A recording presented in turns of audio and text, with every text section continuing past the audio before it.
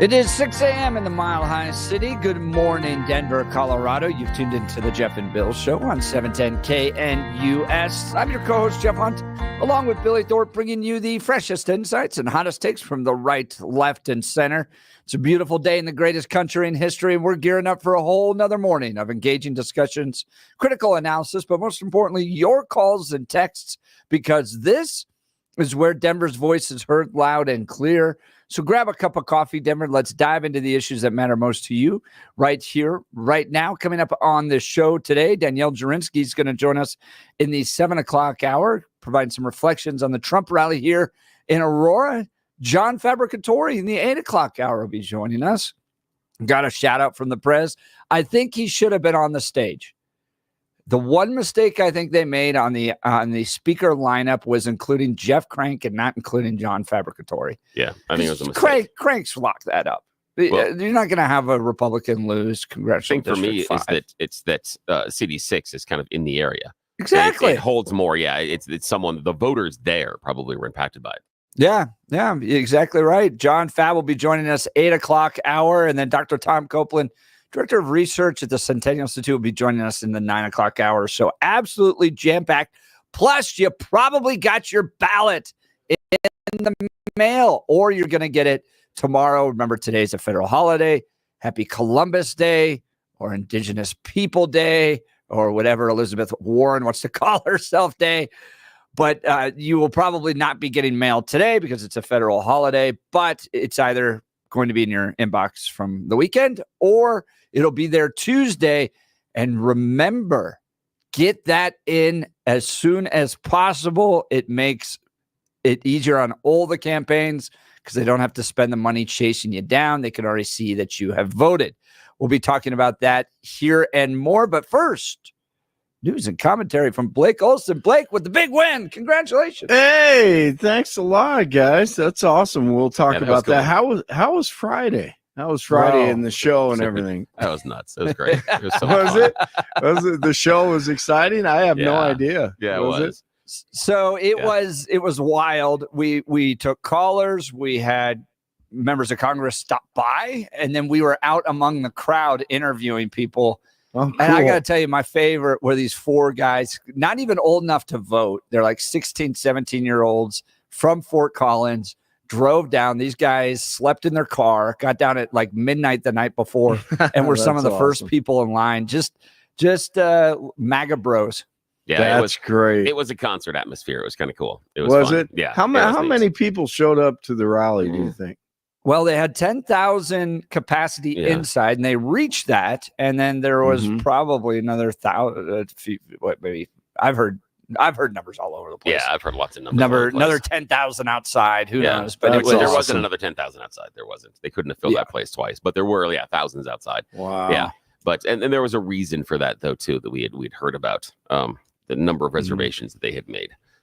As far as the number of tickets they put out there, but it was fantastic. It was seeing everybody out there was very exciting. It was a wonderful day. It was a long day. That was a long day. I think Jeff and I, we were there 9 hours or so. Yeah, it was long. And then we carried it live. There was another radio station that broke in and brought some of the audio to you, but we were actually live there talking to the people. And then there was about a 40-minute delay between Stephen Miller, Trump's advisor on the border, and then the president himself. And so Bill and I were just straight 40 minutes, no commercial. Yeah. It was fun. Well, if anyone can fill it, you guys can. Did you get any arguments or anything? No, but I'll give you insight really? to Bill. That's awesome. Yeah. So I'm sitting right next to Bill the entire time. You know, we have these moments where we're just down. I mean, there's just, we're waiting. Other people are speaking or stuff like that. And, a lot of people would scroll X or, look at the news or something. Bill has this app that features snakes you can buy for $6,000. And he sits there and he just scrolls through like it's looking at reptiles. Like it's snake. That is so funny. Snake heaven. Snake heaven. There you go. It is. You can buy any sort of reptile your little heart desires on this app. You want to buy a crocodile? You can buy a saltwater crocodile. You want to buy a green anaconda? You can buy a green anaconda. Yes, you imagine the reptile, you can buy it through this site as long as it is legal. So yeah, it's a wonderful site. And a lot of fun. He just chills and he's just scrolling through. Scrolling to see what's out there. And the funny thing is, I have somebody else in my life who does something very similar, and it's my wife, but with horses. So she just sits there and scrolls through apps and looks at horses. Interesting. No, the two people in my life I got to spend all my time with. Yeah, so that's awesome. Well, good. I'm glad you guys. You got to tell us about the win. Oh, it was incredible. I'm gonna wrap it up the newscast, but it was incredible. We typically UNC flies to every game because in the Big Sky Conference, I mean, you're in the West, so it's hard to get to every one of your conference games by bus.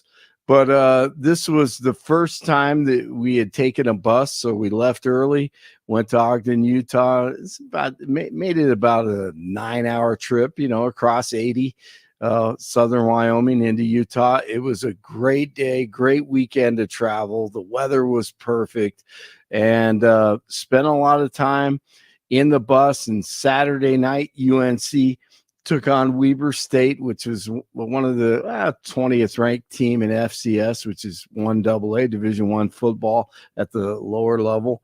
And they played great in the second half, and they came back to beat Weber State, upset them on the road. It was unbelievable. I was so happy for the kids, for the players and the coaching staff. Ed Lamb has not won a game as the head coach after taking over for Ed McCaffrey a year and a half ago. So, I mean, he's a great man. The coaching staff, just great people, the support staff, and everybody, these guys have been working every day. I mean, they're in the weight room basically 7 days a week, if not 6.5 days a week. And then I'm talking about in the off season. And May is really the only time when they're on their own for the most part. So this is what he needed to turn the program around. You have to win. The first is the worst, and he's trying to do it the right way, build a program like college football used to build programs with freshmen. His priority is to recruit Colorado. So he's doing great with Colorado high schools and recruiting the best football players to UNC. But, it takes 2-3 years to develop these guys. And there are seniors. There's 8 seniors on the team who've stuck around and continue to work hard. So I was happy for them. And it was one of the greatest experiences of my life. And I've been through Super Bowls, championships, different conference championships, but this was special. It was awesome. It was what college football is all about. So I'll have a little bit on that at the end of this newscast. So good to talk to you guys. That's excellent. Great. Yep. 42 and clear in Denver, expecting a high of 81 today. The 7-10 5-day forecast coming up. Our top story, a Las Vegas man is facing charges after being arrested at a checkpoint near former President Trump's rally in Southern California over the weekend. The Riverside County Sheriff's Office said 49-year-old Vem Miller was found to have had multiple guns illegally in his possession. He was taken into custody just ahead of the start of the rally and has since been released on bail. They said there was no danger to Trump. A new poll shows the race for the White House is deadlocked. Former President Trump and Kamala Khan each received 48% support from likely voters in the latest NBC poll released Sunday. Pollsters noted a shift away from the post-debate momentum for Harris, with the contest becoming a dead heat. The power is still out for many in the Southeast. As of last night, hundreds of thousands of customers in parts of Florida were without electricity after Hurricanes Milton and Helene blew through, of course. Duke Energy says most customers should have their power back by Wednesday. Meanwhile, in North Carolina, crews are still working to restore power to some areas devastated by Helene after the storm initially left over 1 million customers in the dark. Speaking of Aurora and Trump at the rally. J.D. Vance schools ABC's Martha Raddatz over the weekend. Apartment complexes, and the mayor said our dedicated police officers have acted on those concerns. A handful of problems. Only, Martha, do you hear yourself? Only a handful of apartment complexes in America were taken over by Venezuelan gangs, and Donald Trump is the problem and not Kamala Harris's open border. Americans are so fed up with what's going on, and they have every right to be. And I really find this exchange, Martha, sort of interesting because you seem to be more focused with nitpicking everything that Donald Trump has said rather than acknowledging that apartment complexes in the United States of America are being taken over by violent gangs. I amen to that. Wow, he just crushed it. A man is dead after being shot outside his Aurora home over the weekend. Police were called to the 1900 block of Kingston Street on Saturday afternoon.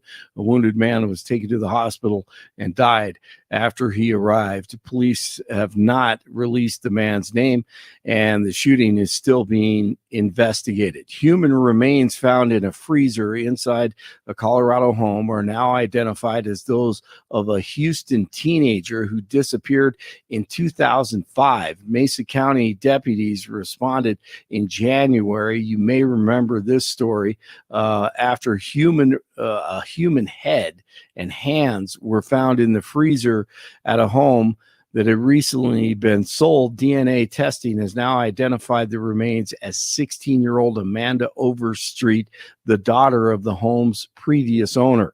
There's no record that the girl was ever officially reported missing. News is brought to you by Lara Fireplace and Patio, Denver's premier source for everything fireplace, patio, and grills, locally owned and operated since 1954, online at larafireplacepatio.com. Kisley in motion. Dobbins on the carry. Dobbins spun down. No! They're saying he's in! He just crossed the plane. His third rushing touchdown of the year. Wow.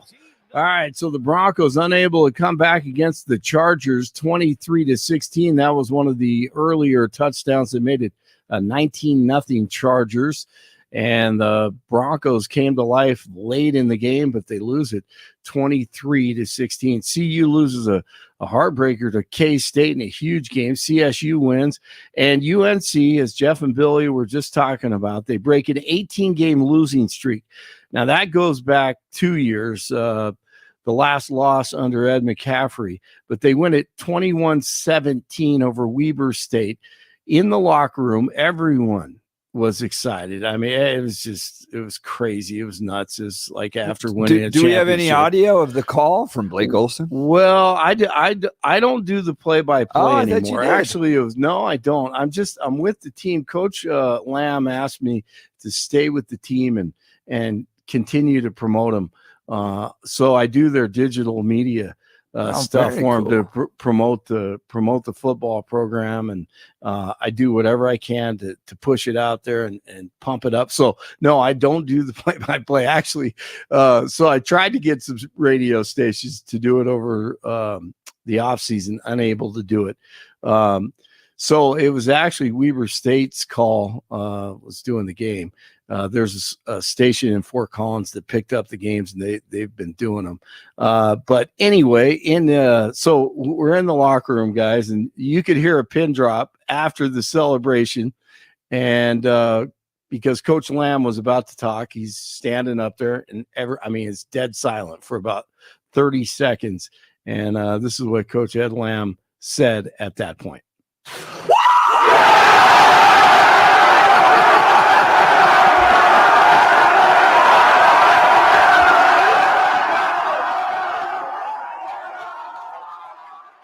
It was awesome. Oh my gosh, play awesome. that again. I will. So he's standing up there. You can barely hear anything. No one talking. And here he goes.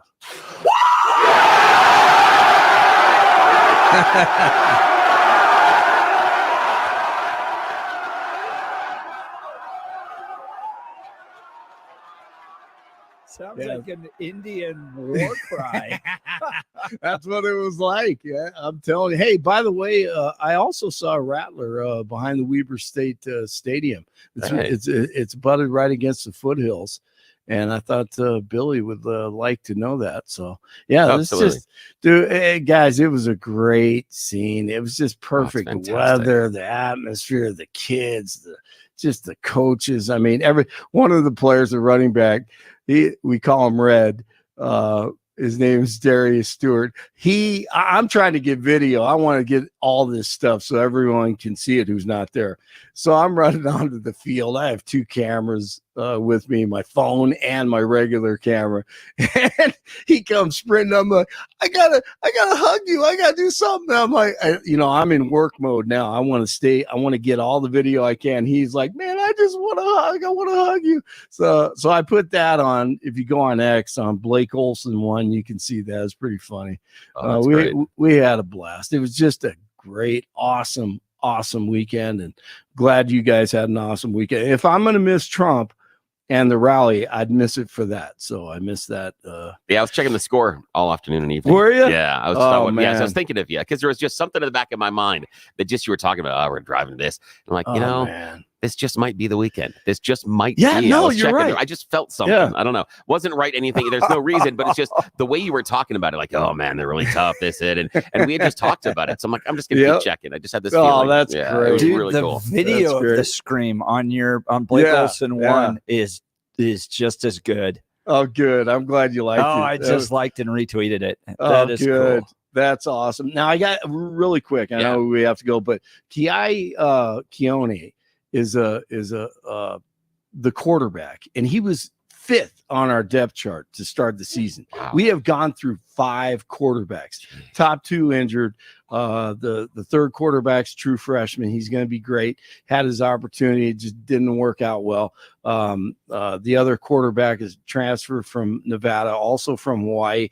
Didn't work out for him that week, but he has a bright future. But Keone is a graduate transfer from Mesa, but he's from Hawaii, and his family made the trip to Utah to see this game. Wow. And his dad came up to me before the game, and he's so appreciative of what I put on X so they can, follow it, enjoy it. They didn't think their son was going to be even playing.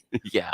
He's going there to try to have an experience. If he gets an opportunity to play, that's awesome. But here is this guy. He's probably 5'7", 5'8", great feet, athlete, leader, but he's not a tall guy. He's not a big guy at all, but he had an amazing scramble and run for a touchdown. You can see it on there on the feed as well. That thing, if ESPN still does their top 10 plays of the week, that should be one of the best runs. He avoided a sack. He spun, broke a tackle. This little dude is behind the line of scrimmage and breaks free for the touchdown. He came right to me, I was like, thank God, come to Papa, baby. That's great. And all the linemen and all of his teammates, the receivers just surrounding him. It's such an emotional weekend. So it was awesome. You can check that out also. Oh, it's amazing. Yeah, it was. Football season is the greatest. College football, I love it. 40 in Aurora, 39 in Littleton, 42 in Denver. Jeff and Bill continue on this Monday morning. Blake Olson, News Talk 710. KNUS. Sunny skies, warm temperatures, dry conditions. This beautiful autumn weather will continue. But for Friday and the weekend, we're finally going to see a change. Highs upper 70s to near 80 today. Mid to upper 40s tonight. Cooler. Low 70s Tuesday. Mid to upper 70s Wednesday and Thursday. Through Thursday, mostly sunny, warm, and dry. Trending colder by Friday and Saturday. Weather sponsored by branchplanning.com. Secure your retirement plans with a free review to help provide asset protection, long-term care, or even income for life. Get your complimentary review at branchplanning.com. or call 303-219-0088. Meteorologist Don Day in the 710 KNUS Weather Center.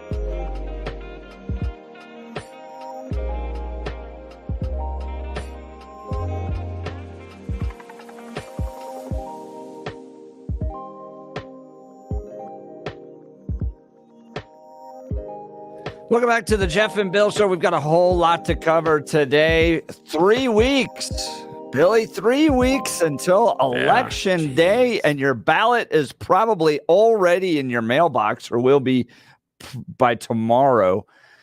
So after Friday, we went to bed, and then Saturday morning I got up and I spoke at the Elbert County Conservative Breakfast Organization. Oh, did you? Nice. And they asked me to go through the ballot guides and brought up the fact that we agreed on 12 out of the 14 of them. Yeah, that's amazing. Oh, forgot to throw this in. After we finished up our day on Friday, I went home and did more radio. No, you didn't. Yeah, I did. Dude, FM. I could hardly walk. I had 5 hours of FM I had to do those overnight. No, you didn't. Yeah, I did that. Did you really? Yeah, and I did 10 hours on Saturday and 10 hours yesterday as well on the air. Yeah, again, it's pre-recorded, so it's not a full working the 10 hours, but it takes me about 7. So it was about a 7-hour day both days, 7.5 hours. Yeah, both days. Yeah, that's crazy. That was really, it took about 90 minutes when I'm home. And I'm like, oh, I got to do this. And my wife was looking at me, what are you doing? I'm like, I got more stuff to do. She said, seriously? I'm like, yeah.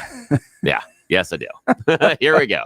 Set the kid up and went back on the air. But did FM, so it's totally different. But yeah, a lot of radio. Seriously, your voice across the nation, including to the space station. Yeah, it was long. We had already done 9 hours. I had 5 more in front of me. It was great. But it was great. Again, it's radio. It's what I love. So might as well. Can't complain. There you go. It's a long day. I don't love anything as much as you love. So I want to make sure you all know this. We have put together a ballot guide for you. Okay. If you go to jeffhunt.com, at the top there in the nav bar, you'll see ballot guide. You can download it. Bill and I agree on a vast majority of the things in this ballot. And if you have any questions, happy to take some questions. The only thing I probably can't really answer for you are the judges. It's just another level I've never been able to get to. I'm not an attorney, and how to track it, all that stuff. But with regards to the ballot initiatives, if you have any questions on those regarding statewide ballot initiatives, there's so many local ones. For instance, in Elbert County, you get to vote whether or not a clerk and recorder can have a third term. Oh, wow. That's interesting. That's a weird one. And so knowing there's 64 counties, I could probably not answer all the little local county ones that you're facing. That's one we're facing. Are there tax increases for schools? That's the big one that's running around where I am. Yeah. But again, I'm in Aurora and CD6.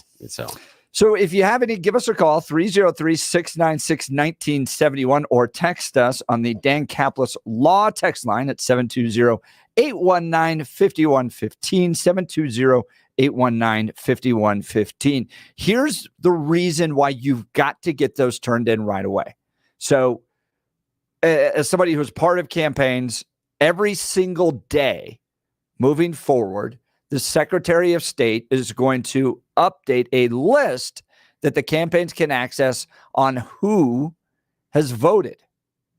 And what the campaign manager and campaign team is going to do is they're going to download that list and they're going to compare it with different lists that they have on, for instance, high propensity Republican voters, right? And if you're a high propensity Republican voter who doesn't turn in their ballot, well, then the campaign has to go spend money to either call you or text you or mail you to remind you to turn in your ballot. So now you become somebody they have to go out there and chase.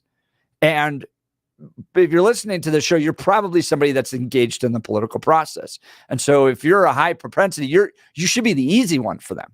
It's bank that and let's go spend time on the dude that votes once every 2 or 3 presidential elections and try to get him to vote for us. But you should be, whether you're Republican or Democrat, if you're a high propensity voter, you vote in the elections, you're the base.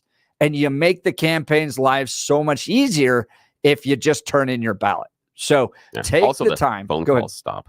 Yeah, right. Exactly. That's the number one thing. For your own personal sanity. Yes, they stop calling you. That is the number one reason you should do it. I find it interesting that there is now a push from the GOP to go out and do mail-in ballots. Totally different strategy. 180 degrees away from what we had 4 years ago. Now, as a campaign strategist, how do you think that plays with the electorate? Because 4 years ago, they were told, don't trust the mail-in ballot. Mail-in ballots can't be trusted. This is why it's stolen. This is where the fraud is. You've got to vote in person, have to wait, have to vote in person. And now, 4 years later, the message is 180 degrees away. How hard is that to get the voters that adopted the first message to change and accept the second? Well, we'll see. But look, a few years ago, and I being one of them, was elections should be one single day in person, and I'm going to stand on principle and act that way. So my vote was the day of the election in person. That's the way it used to be. That's the way I want it to be. And it was more of a principled stand. And I think what conservatives have come to realize is if you can't write the rules, you got to play by them, and you got to play better by them. Sure. And we'll get into this in the next segment about how Christians just aren't voting. A fascinating article and study coming from Arizona Christian University. But if these are the way the rules are, and here's why it benefits, okay? Like I said before, if you could get your own team in early, you get to bank those votes. That matters. But what happens on election day is those votes, at least in Colorado, that are mailed in early, put in a drop box early, are counted. They're actually counted earlier. Yeah, they are. And so when the day of the election comes and they post those, you as a campaign strategist want to have a big lead, right? You don't want to have to play catch up. Yeah. You know, hopefully we can come behind. Hopefully we can come. Do we have enough? I don't know. Because they're the last votes counted because you voted the day of. So now Republican strategists are going, okay, yes, we would love to have single day in-person voting, but if we can't do it, we got to play the game in such a way that we can win it. And that's for Colorado, because there are some states that they don't let them count the ballots until day of. Even if they arrive weeks beforehand, they're not allowed to start counting until day of. And so what happens is they count the live in-person votes that day, and then the mailed-in ballots come in later. That's why you saw this incorrect assumption in the 2020 election that, oh my God, overnight they invented all of these Democrat votes. That didn't happen. What happened was those were the states in which they couldn't count the mail-in ballots until day of. So the numbers that came in were the numbers coming in from the live election returns. And then after the count, they had the large mail-in dump. And that's exactly what was predicted to have happen. That's exactly what did happen. So that's part of what happens when people assume, based on numbers, they think all of these things are happening live at the same time. But here in Colorado, they're allowed to count them beforehand, and then they can release that number on the day of. The other thing I think is going to be difficult, though, is the idea of convincing people that the mail-in ballots are okay, because we've heard for 4 years that that's how they stole it, that they send out all these ballots. I think that it is going to be difficult to convince some conservative voters that that is a good, safe way in order to participate in the electorate. The other thing that I always thought was strange was the insistence on one-day voting on that single day, because that would mean either we have to open up a lot more voting precincts, or you're going to stand in long lines. And we know for certain one of the things that Americans love to do is stand around in long lines. We're real happy about that one. Going into sporting events, going to concerts, when you're in the line at the grocery store, you've got 3 people in front of you in line at the grocery store. Don't you get pissed? And you're going to tell me you're going to sit in the line to vote and you've got 20, 30 people in front of you? That's one of the things that's a deterrent at that point. So this idea that the way to do it is the day of voting, it's going to depress election turnout, even of your own party, because nobody wants to stand in those lines. Yeah, so we'll have to see how it plays out here. If you have any questions about the ballot initiatives, give us a call, 303-696-1971, or text the Dan Caplis Law text line at 720-819-5115. Coming up, a big new study out of Arizona Christian University. Millions of Christians not planning to vote this November, and how it could shape the election. You're not going to want to miss this conversation. You're listening to The Jeff and Bill Show. This is Denver's Talk Leader, News Talk 710 KNUS. At this hour, I'm Christina Owayo in Dallas, and here are your top stories. Minnesota Governor Tim Walz took to the field for a hunting event over the weekend in what appeared to be an effort to hype up his gun skills. However, after a video of him was posted struggling to load a Beretta A400 semi-automatic shotgun, social media lit up with criticism. Wait, right? How do you give it back? Walz previously bragged about his hunting skills, saying J.D. Vance couldn't shoot pheasants like he could, and often talks about being one of the best shots in Congress. During the 3-hour trek, only one pheasant was shot, but none recovered, prompting the Trump campaign to say, quote, "My prediction was in fact accurate, staged, and watching him bumbling around trying to load a shotgun was fun." Multiple illegal migrants from Honduras were arrested after police say they molested a victim under the age of 12. Jefferson Marquin Lopez Lopez, Selvin Donaldo Lopez Lopez, and Eric Nahum Lopez Lopez were all arrested for multiple counts of lewd behavior. Additionally, Eric was arrested for sexual assault. All three are confirmed illegal migrants. According to officials, Selvin and Eric crossed the Mexican border illegally back in 2021. Both turned themselves into Border Patrol and were released into the country. They were told to call for a court date, but never showed. In 2023, Jefferson crossed the border and was given a court date for 2028. That's what you need to know at this hour. In Dallas, Christina Ohio, Salem News Channel. RockyMountainBargains.com, where you'll always pay half price. Why pay retail when you can get what you want at 50% off? Just go to RockyMountainBargains.com and save. Here's this week's featured item. A DeWalt Atomic 20-volt max cordless impact driver kit, valued at $160. Get it now for half price. Get it now at RockyMountainBargains.com for 50% off. RockyMountainBargains.com, where you always pay half price. Restrictions apply. Go to RockyMountainBargains.com for complete details.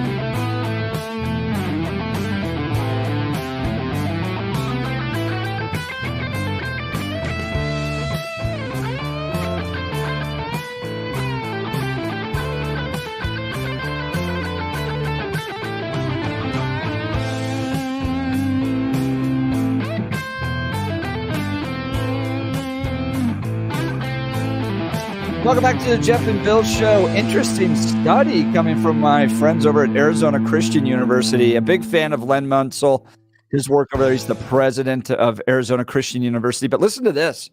Millions of Christians not planning to vote this November. Thank you. That really helps the direction of our country. The Cultural Research Center at Arizona Christian University study found that approximately 104 million people under the People of Faith umbrella are not expected to vote this election, including 41 million Christians and 32 million of whom regularly go to church. Millions of Christians in the United States indicated in a study released on Monday that they are not likely to vote in the upcoming election in this November, signaling a potential problem for the Republican Party. Just over half of interviewees, 51%, in a Cultural Research Center at Arizona Christian University study who identified as people of faith responded that they are likely to vote in the presidential election between former President Donald Trump and Vice President Kamala Harris. The people of faith label is given to those who identify within organized religion, such as Christianity, Judaism, Mormonism, or Islam.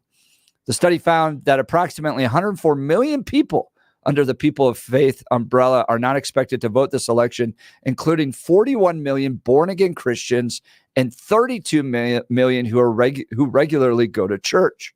I see two huge takeaways from this blockbuster report. Len Munsell, president of ACU and former Republican nominee for Arizona governor, said in a news release, first, that Christians could be the deciding factor in a bunch of federal and state races and are choosing not to be. And second, that they're longing for their local church to instruct them on how to think biblically about policy and politics. They don't want to be told how to vote, but they do want to know why they should vote and how to view political issues from a biblical framework. This is something that I get really fired up about. Okay. Do you? Because I was educated in Christian liberal arts schools. I went to seminary, the leadership training, the West Point of pastoral leadership. Yeah. And there's a few things I've noticed about church's engagement with politics. You will have some that are very clear in providing teachings on how to think biblically about the election. Because I want to remind people, for like 90% of church history, you had no choice on who your leadership was. Yeah. Right. It wasn't until like the last 250 years that you lived in a government of the people, by the people, and for the people. So you were just given a king or a queen or a Caesar or a dictator, and you had to deal with it. And that's where you get 1 Timothy 2:1-4, which is the idea of pray for those in positions of leadership, because you have no choice.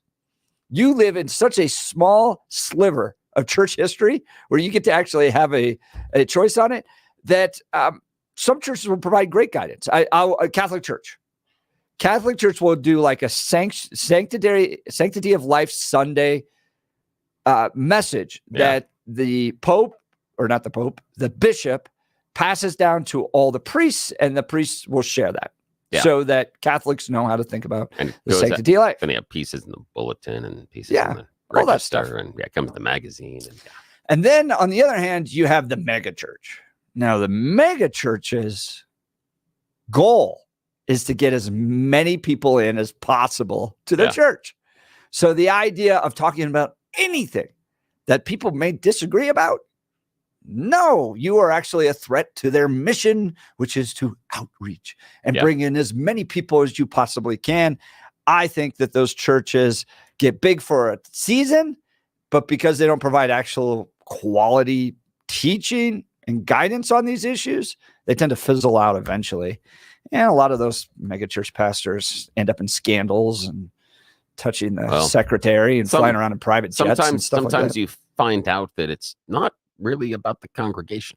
It is about the reason that the church got so big had to do more with the goals of what the pastor had in mind and the size of the house they wanted. Money, money, money, money. So here's the other thing that we run into as Christians.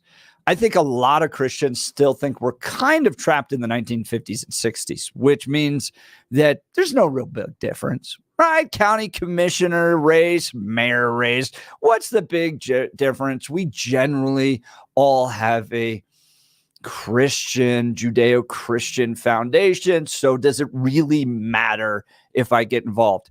You are seeing a big split in difference in the understanding of the role of Christianity in the formation of this country and its importance. And so you're getting lots of people that are running for office that want nothing to do with the Judeo-Christian heritage. And with that comes a whole different set of worldviews and beliefs that they try to implement into government. And now you have major differences, like take school board elections, right? 1950s, 60s, 70s, 80s, well, school board elections were generally all the same. Maybe one favored the teachers' unions more than school choice. But now you have radically different worldviews being elected to the school board that affect children and affect the future of this country. So you get more contentious school board meetings now because our values and our principles have changed. And so that's one of the issues. Secondly, and I want to talk about pastors and how pastors are trained these days. I went through 4 years of undergraduate and 3 years of master's training to become a pastor. Wow. And not once did we ever talk about civic engagement. I could translate Greek for you. I could translate Hebrew. I did church history. I did theology. I did practical preaching. And then I did pastoral care training. So all of those things, but never civic engagement. How to lead your community, how to show up at a county commissioners meeting, how to run your church so that it's actively engaged in shaping the community around you. Well, I did have an ethics class, but that was general kind of biblical ethics debates. So you have a whole series of pastors that have been trained that come up and have no idea what to do and feel more comfortable getting on an airplane and flying to Uganda to do mission work than they do showing up at a local county commissioners meeting to talk about the direction of their communities. They feel totally uncomfortable. And part of that, and here's the real reason. The real reason pastors don't talk about political issues or teach their congregants how to think biblically about political issues, they don't like people not liking them. Yeah, I can see that. They really, really want to be liked. Well, they need to in order to grow the church. At the end of the day, it's like core to who they are. They're nice people. Yeah. They want to be loved. They want to be liked. And the idea of having a segment of the population that really doesn't like them just tears them up. And as a result, they will stay as far away from the battlegrounds of politics as possible. So that's the real reason. Interesting. Do you want to tell us a little bit about balanced will space, Billy? Yeah. In fact, what I'll talk to you about is I've been living my life in pain for quite a while. I've been going through a whole bunch of just built up problems from when I was a kid. Things that I had done wrong to my body that are now coming up and catching up with me. And I thought that when you get older, that's just what happened, that you just lived your life in pain. I had seen my grandparents do it. In some cases, my parents do it.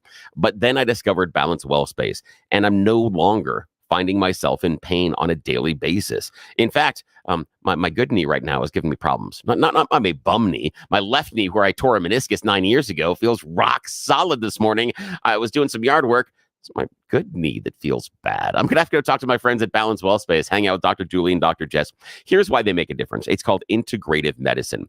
It's a unique term. I wasn't available. I had no idea what it meant until they arrived in Denver. It means you get a whole bunch of different type of treatments under one roof. So instead of going all over town, several different appointments throughout the course of your week to get things taken care of, you can get it all done in one shot, one appointment. And this is what they can do: neuropathic care, chiropractic care, physical rehabilitation, regenerative care, wave therapy, trigger point injections, and some cutting edge treatments that are really just out of Star Trek to be seen to believe. And they're all non-invasive. No surgery. They're not cutting. You're not getting any stitches, nothing like that.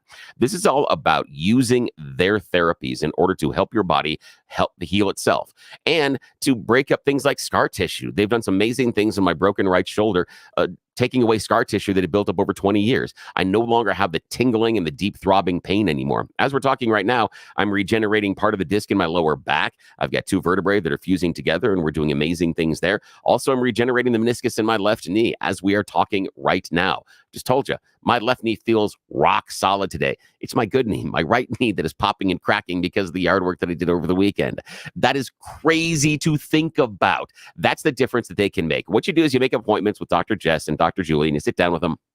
The entire team, they ask you what hurts, they ask you what you're not doing and what you want to do. Then they put together a custom pain treatment plan for you, and they go to work. Then every couple of weeks, they come back and they reevaluate you. They make sure that what they're doing works for you and that your pain is going away. If it's not, they make adjustments. We just made an adjustment a couple of weeks ago on something that wasn't working real well for me, and now I'm going gangbusters forward on something going on with my right shoulder. I was having some popping and some cracking. They changed what we were doing. Now it's gone away. It's absolutely incredible, and that's the difference. When's the last time your medical team got together and talked about you? Yeah, they don't. That's the problem. This is different. Experience the difference that Balance Wellspace can make in your life, but you can't do it unless you talk to them. Check them out at balancewellspace.com, balancewellspace.com. Brand new offices just in Lowry, right across the street from Hangar 2. It is so easy to find. Thing that I love, plenty of parking. Nice big parking lot and lots of shady trees. So it's a big thing for me. Talk to my friends, Dr. Julie, Dr. Jess, balancewellspace.com. Let them make the same difference in your life they're making in mine. Balancewellspace.com, balancewellspace.com. And when you call them, tell me you heard about it here on a Jeff and Bill show. Helps us out. I appreciate it. Great to hear that, Bill. We'll continue with the Jeff and Bill show. Denver's talk leader, News Talk 710, KNUS.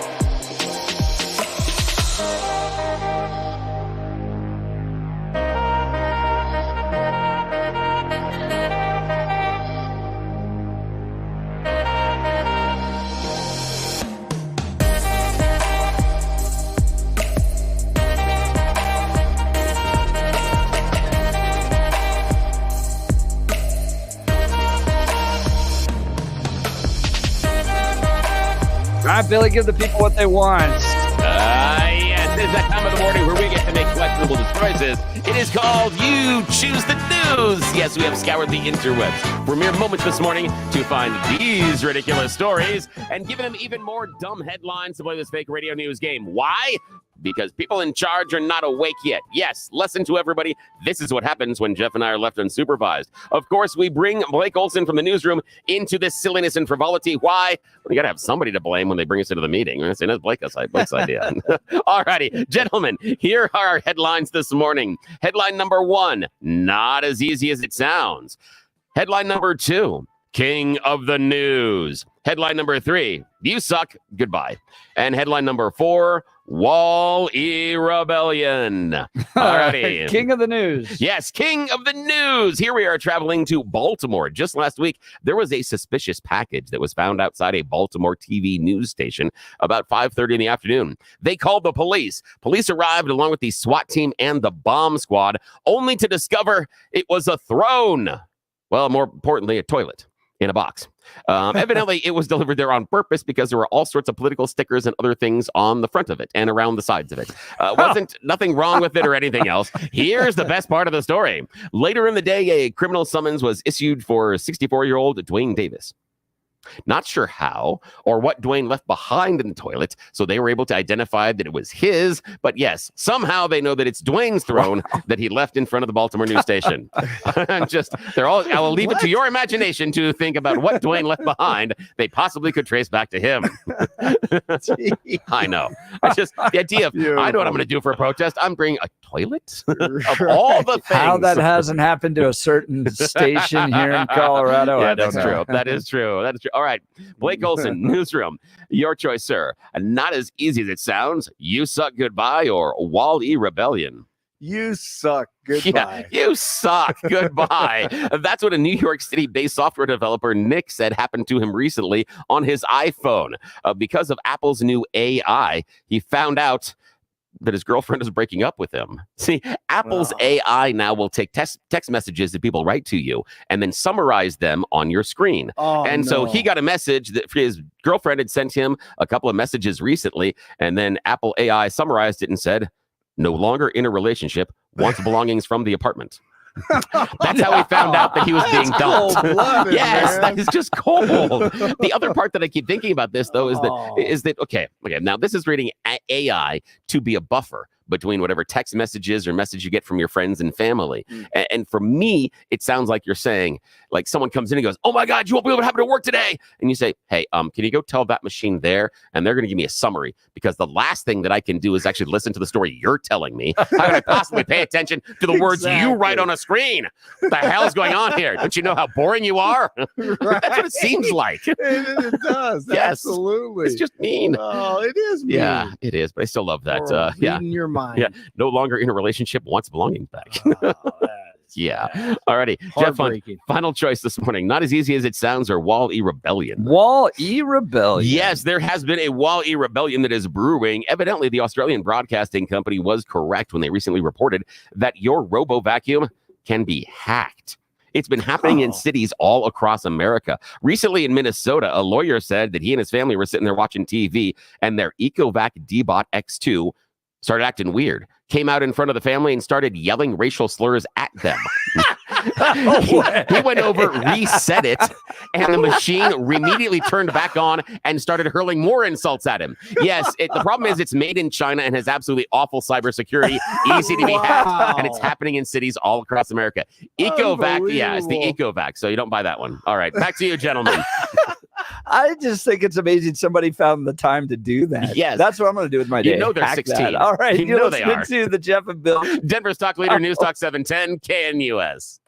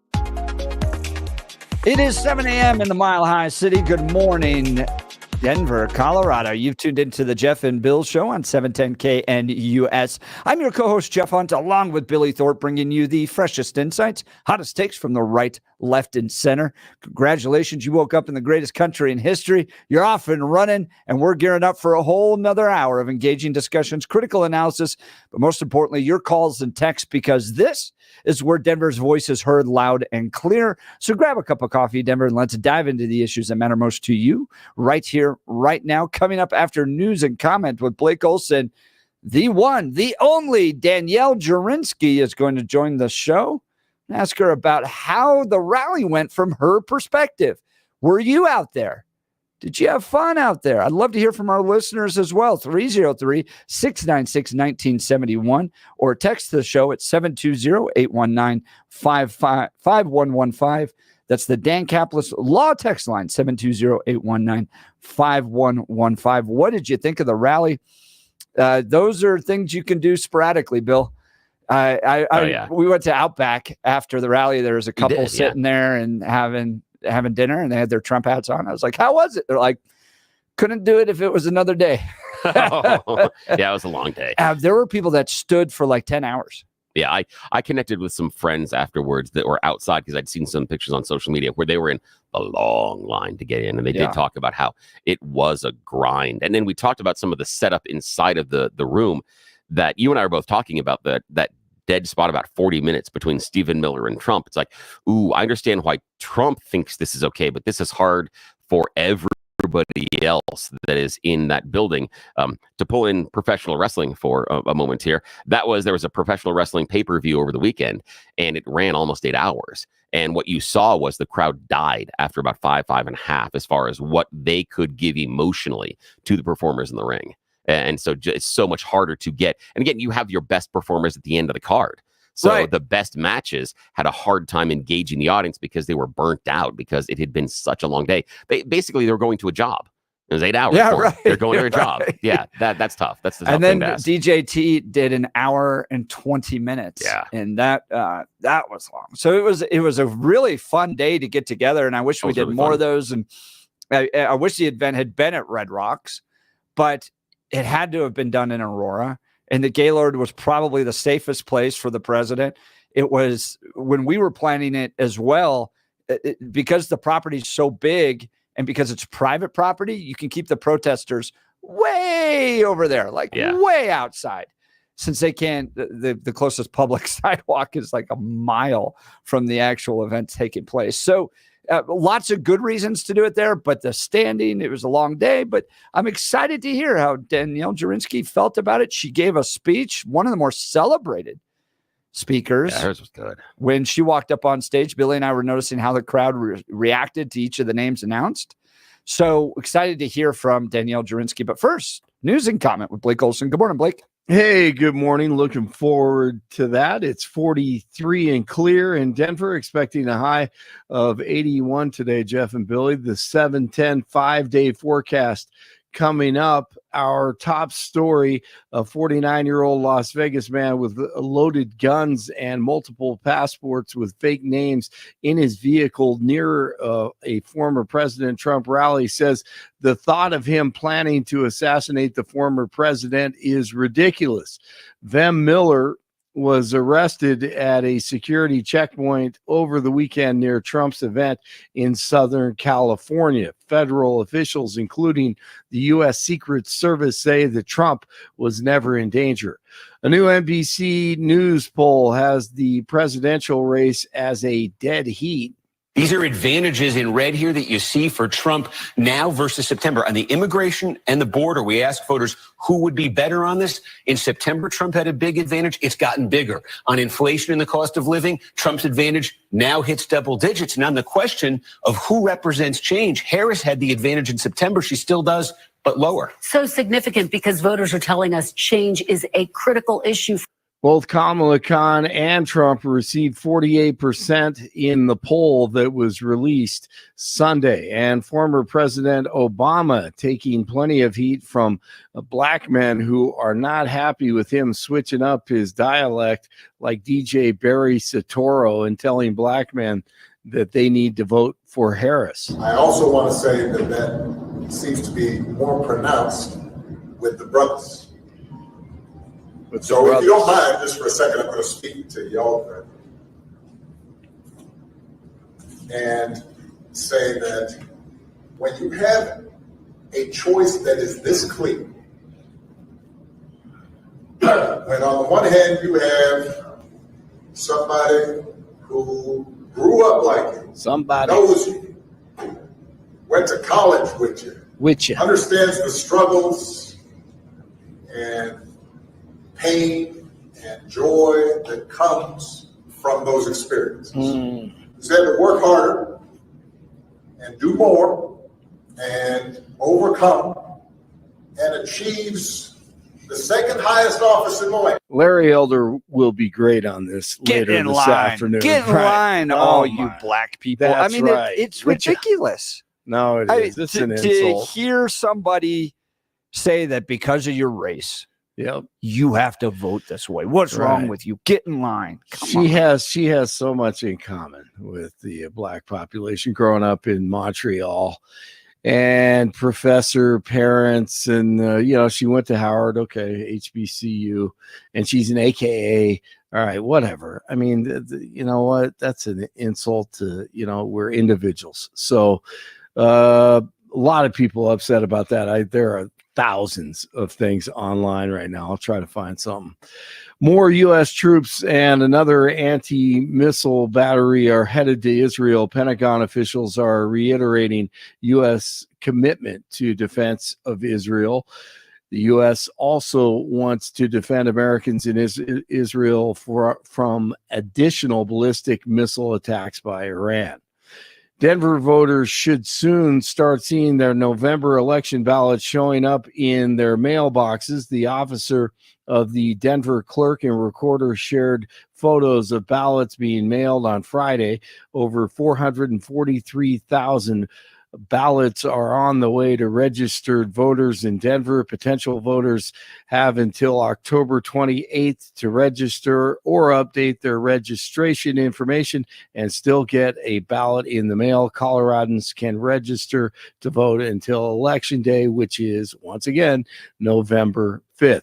Human remains found in a freezer inside a Colorado home are now identified as those of a Houston teenager who disappeared in 2005. Mesa County deputies responded in January of this year after a human head and hands were found in the freezer of a home that had recently been sold. DNA testing has now identified the remains as 16-year-old Amanda Overstreet, the daughter of the home's previous owner. There's no record that the girl was ever officially reported missing. Here's a neighbor. The family was asking, what happened to your little girl? And it was said that I guess they said that she got sent off to Texas or somewhere. So no one else thought of what happened after that. Horrific story. All right, on Sunday at Mile High Stadium. Disley in motion. Dobbins on the carry. Dobbins spun down. No, they're saying he's in. He just crossed the plane. His third rushing touchdown of the year. That made it 19-0. The Chargers over the Broncos 23-16. The final. Head coach Jim Harbaugh appears to be okay. The 60-year-old exited Sunday's game for a short time due to an irregular heartbeat. And the Broncos gave plenty of fans numerous heart attacks yesterday as they tried to come back. CU loses to Kansas State. CSU wins. And UNC breaks an 18-game losing streak. This is dating back to the 2022 season when head coach Ed McCaffrey was in Greeley. 21-17 over Weber State. Head coach Ed Lamb has been there for a year and a half. He was 0-17 as head coach. In the locker room after the game, we were all in there, everyone excited. Then it gets quiet, and you could hear a pin drop. Coach Lamb about to speak, and here is what he said.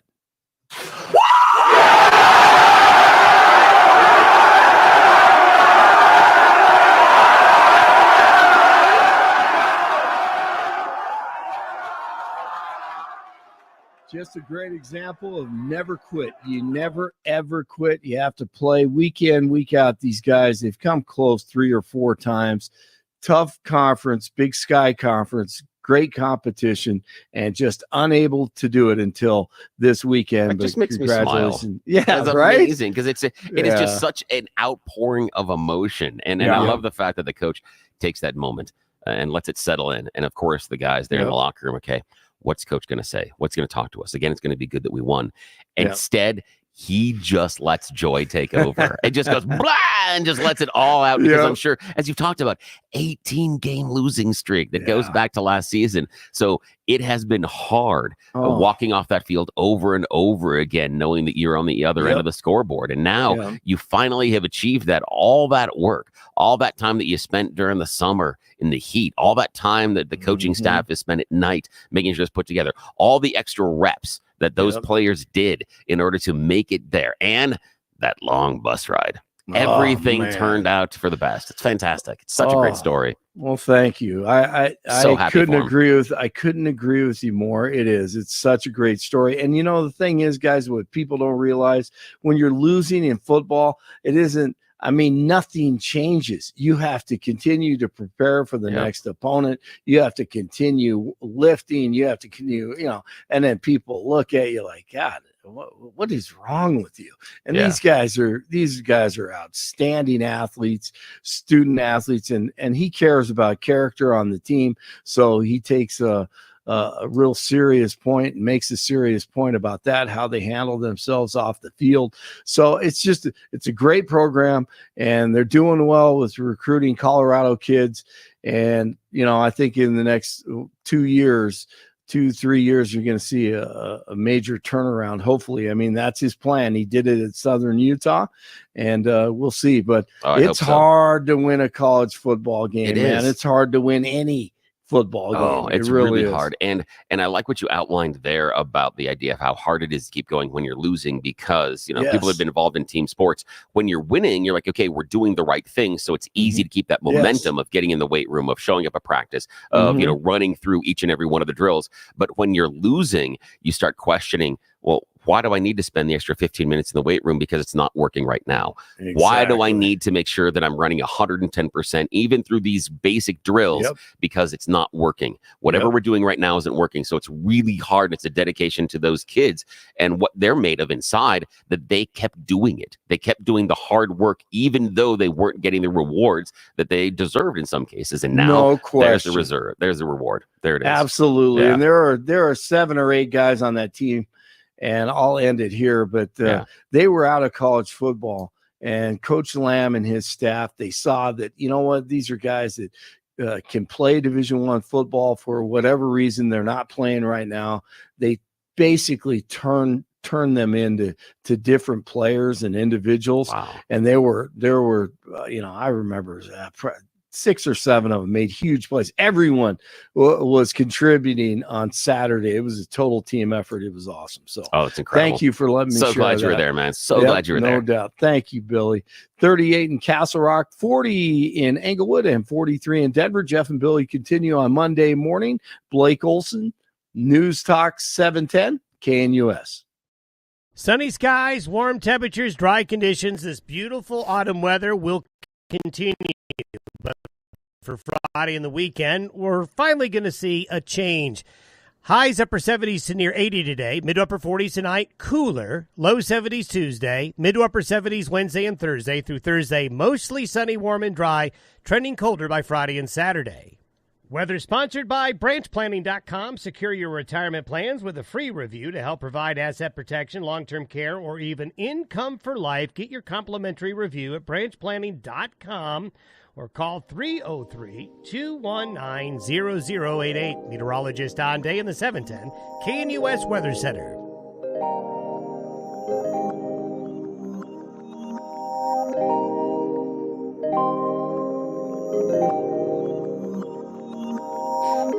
Well, throughout Friday's historic Trump rally, the Gaylord in Aurora, Billy and I were listening to how the audience reacted to the different folks speaking. When a name was announced, were they rather quiet or muted, or were they excited? And one of the most popular names announced, because that rally would not have taken place if it was not for Danielle Jurinsky. She's Aurora City Council member at large. It was her work. It was her dedication. It was her fighting Kyle Clark and Jared Polis, who kept wanting to dismiss this issue, claim it was code violations or a feature of her imagination that kept this on the national stage. And when her name was announced, dude, the crowd went crazy. Yeah, it was really cool to hear. It was awesome. Joining us on the Jeff and Bill Show is Danielle Jurinsky. Good morning, Danielle. Thanks so much for being on the program. Good morning, guys. I'm sorry my voice is a little hoarse right now. Oh, that's okay. Did you speak before 10,000 people this weekend or something? I sure did. So tell folks what that experience was like. Were you backstage with Donald Trump? Did you get a chance to meet him? And then what was it like walking out on that stage? Yeah, it was incredible. It was an incredible experience. Once in a lifetime, pretty much. I don't care who your pick is for president or how you feel about any past presidents. It's a once in a lifetime experience. To meet a president, a former president, it was incredible. I did spend a lot of time backstage. All of us that were speaking, were kind of put back there for a while. I did meet President Trump. I did meet him. He made very clear that he knows that it is because of me and the fight that I've put up and continuing to expose what has happened in the city of Aurora, in these apartment complexes with the Trendy Aragua gang, that we were all gathered there on Friday. And that just felt really good. It was the first time I sat back and really thought to myself, wow, so what I did had an impact. It had an impact. There are thousands of people here because the president came to speak about what was going on in Aurora. And it was just so surreal. And when my name was called to go out on that stage and give a speech, I was the only one that didn't write a speech. And I just spoke from my heart, and I spoke to the people of Aurora, and it just was so incredible. Talking with Danielle Jurinsky. She's a at-large Aurora City Council member. You remind me of Lincoln's comment to Harriet Beecher Stowe. Lincoln, if you remember, Harriet Beecher Stowe wrote the book Uncle Tom's Cabin. And upon meeting, President Abraham Lincoln said, "So you're the little woman who wrote the book that started this great war." It started with one little person that brought the nation's attention upon Aurora, that it was your determination, your tenacity. And here's, as I reflect back on it, Danielle, here's what I love. Kyle Clark had to spend all afternoon at the Gaylord because of your work on this. Jared Polis, who said this was just a feature of your imagination, had to do a press conference to deal with this. They wanted to ignore this. And on Friday afternoon, the entire nation focused on Aurora, Colorado, because of your tenacity, your hard work. And that's why it reminds me of that quote. You're the little woman who wrote the book that started this great war. It took one person continuing to expose what was happening that led to the nation's eyes upon the city of Aurora. Now, tell us about the energy in the room. Tell folks about how you were received. I'm sure you spent time out with the crowd, getting to meet people. Give us some insight on that. Yeah. Again, just a truly incredible experience. I mean, to hear your name called, to come out on the stage and give a speech, it was so surreal. And I heard that crowd. That crowd was screaming. I mean, the reception that I received was it was unreal. And I knew, I believe that there was a large population that was there that are from Aurora, but I knew that there were folks there from all over the state, from all over, that have heard my name and heard the story and watched me to continue to beat the drum and fight against the media and fight against police leadership. And you're right. You're right. And as humble as I can state it, I have never experienced anything like that in my life. They were screaming. They were so excited that I was there and to hear from me. I did hear that Kyle Clark was there. I never saw him. Oh, I did. I was about 10 feet from him. I might have brushed shoulders with him as walked by and then left. I never saw him, and that shows, because I saw on his social medias, that he went up to people and he kind of went out of his way to take pictures with people. He even took a picture with Lauren Boebert, and he did not come up to me at all. And he knew where I was. He knew where I was sitting. He knew where I was the entire time. And he never came up to me. And it just further proves how disappointing I find some of our local media. Just that they still, in the face of all of this, that they still want to continue the narrative. And I want to be very, very clear.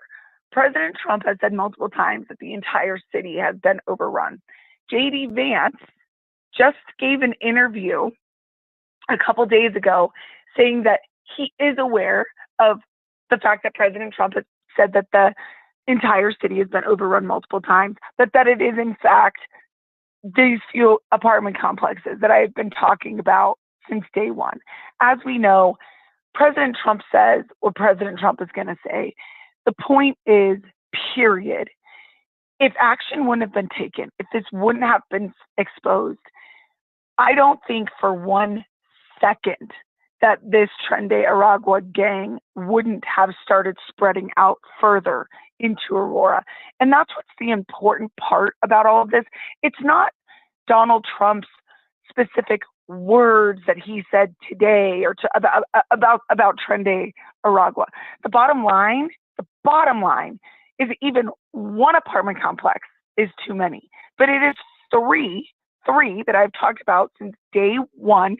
And the people of Aurora suffered because of it. The businesses in Aurora are suffering because of this gang presence. I do know that they have started to take a foothold in other areas and other apartment complexes, but that is being fought back pretty hard, and I am monitoring those situations. But the local media has done such a disservice to the people of Aurora. And furthermore, what I do appreciate is the grassroots. I have had neighborhood watch groups, and this is people, hundreds of people. One group specifically is out of Northwest Aurora. They have hundreds of folks in this group, and they added me to their group. Just yesterday morning, they sent me screenshots. They sent me their personal Ring doorbell camera footage. The people of Northwest Aurora in the area of 12th and Dallas, just yesterday morning, starting at 6:04 a.m., were woken up by rapid gunshots. So Kyle Clark, Channel 7, they can continue to say what they want to say. These people, my neighbors in Aurora, they have started their own groups with hundreds of folks in it. They're getting so much information out. And it's really making some in the media look very, very bad. Danielle Jurinsky, Aurora City Council at Large, joining Jeff and Bill live. I want to ask you, Danielle, after your speech and just what you've heard over the weekend, what do you think the impact is of Donald Trump's visit to Aurora, and has it changed any narratives? Well, I think it has certainly energized people. And there were several people that I spoke to at the Trump rally that told me that they're registered Democrats. But they wanted to come hear from President Trump himself about what he would do for the people of Aurora and for this state. So I found that very, very interesting. Cindy Romero herself, the woman of the family that I moved out of the complex, she said in her speech, she's been a lifelong Democrat. If you go back on her social media pages, if you go back prior to 5-6 months, Cindy openly bashed President Trump several times on her social media. And she admitted in her speech on Friday that she is ashamed. She is ashamed of what she believed and who she thought was behind this. And she asked people to join her in voting for President Trump. I think that's a huge testament. I think him coming here has an impact. Now, do I believe that he'll turn around and win the state? I don't think so. I don't think we're quite there in this state yet. But what I hope to see and what I think we will see is the gap close a little bit. And quite frankly, we don't need Colorado to be a red state, but we need balance of power. We have got to have balance of power. We at least have to get back to the middle and be a purple state, because the radical leftists have run away with this state. They have taken off, and there is no balance of power. There is no conversations happening, and we cannot live like this anymore. So I hope that his impact closes that gap a little bit. Talking with Danielle Jurinsky, Aurora City Council member at large. Danielle, one last question, and thank you so much for your time. We know you've been talking so much, your voice is going. One last question. It's a yes or no question. It comes from one of our text messengers. Will you be running for governor? Oh, man. Right now, I have to say no. I am so focused on Aurora. I am up for re-election next year, and I'm telling you guys, at this point, I'm going to have to raise money like it's a governor's race to hold my seat in Aurora. But as of right now, my plan is to continue to fight for Aurora. I have not made any definitive decisions anyway, but I can tell you that as of right now, in this moment, running for governor is not on the top of my list. Well, there's a lot of folks on our text message line that would like to see you in statewide leadership. Danielle Jurinsky, she was the one that exposed the Venezuelan gang problems in these apartment complexes. She stood strong. She pushed back against the media narrative, even against the governor.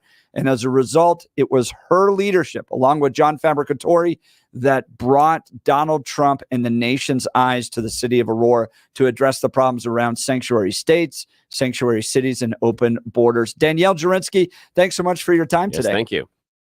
Thanks, guys. Have a great week. That's what happens when you speak before 10,000 people. Yes, that is your voice a little bit. All right.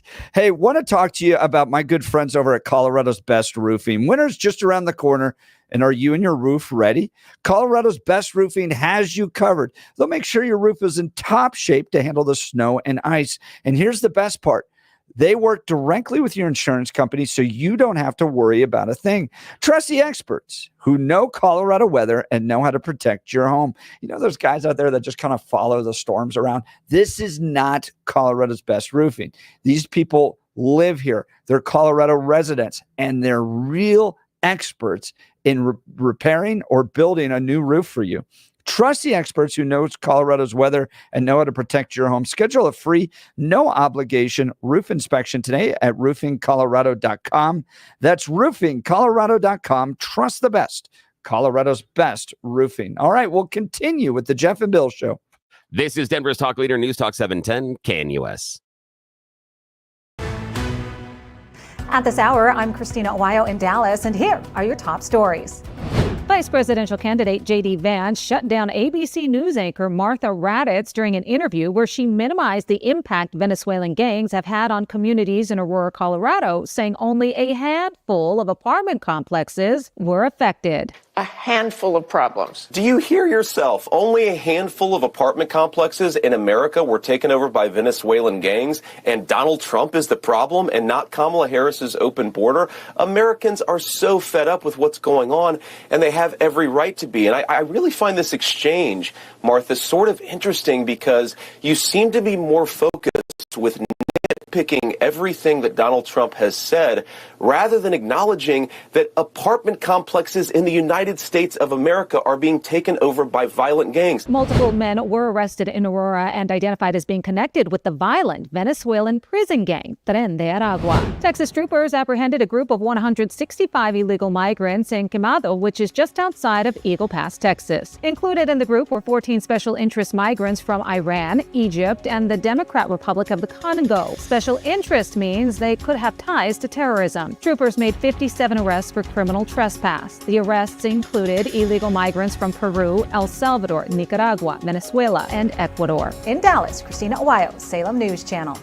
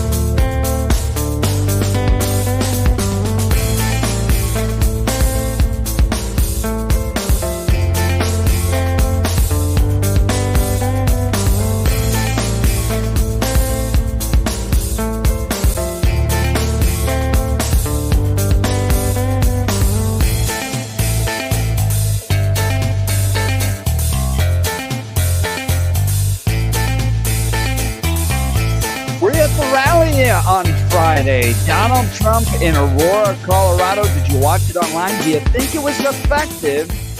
Think it's going to elevate the issue? Some of the text messages here, Suzanne saying that there's been real consequences to Trump's lies for people and businesses in Aurora. How so? I think it was a benefit. I think it raised this issue of open borders and the consequences of sanctuary cities and states to a national level. Does Trump get all the facts right? No.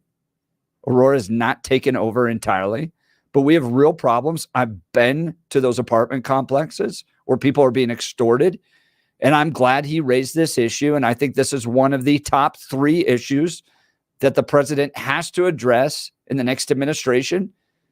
And so I'm glad he elevated it to the national stage. What do you think? I think he missed a branding opportunity. And we talked about it a little bit on Friday. And we talked about, we heard earlier before his speech that he was going to unveil Operation Aurora and what that looked like.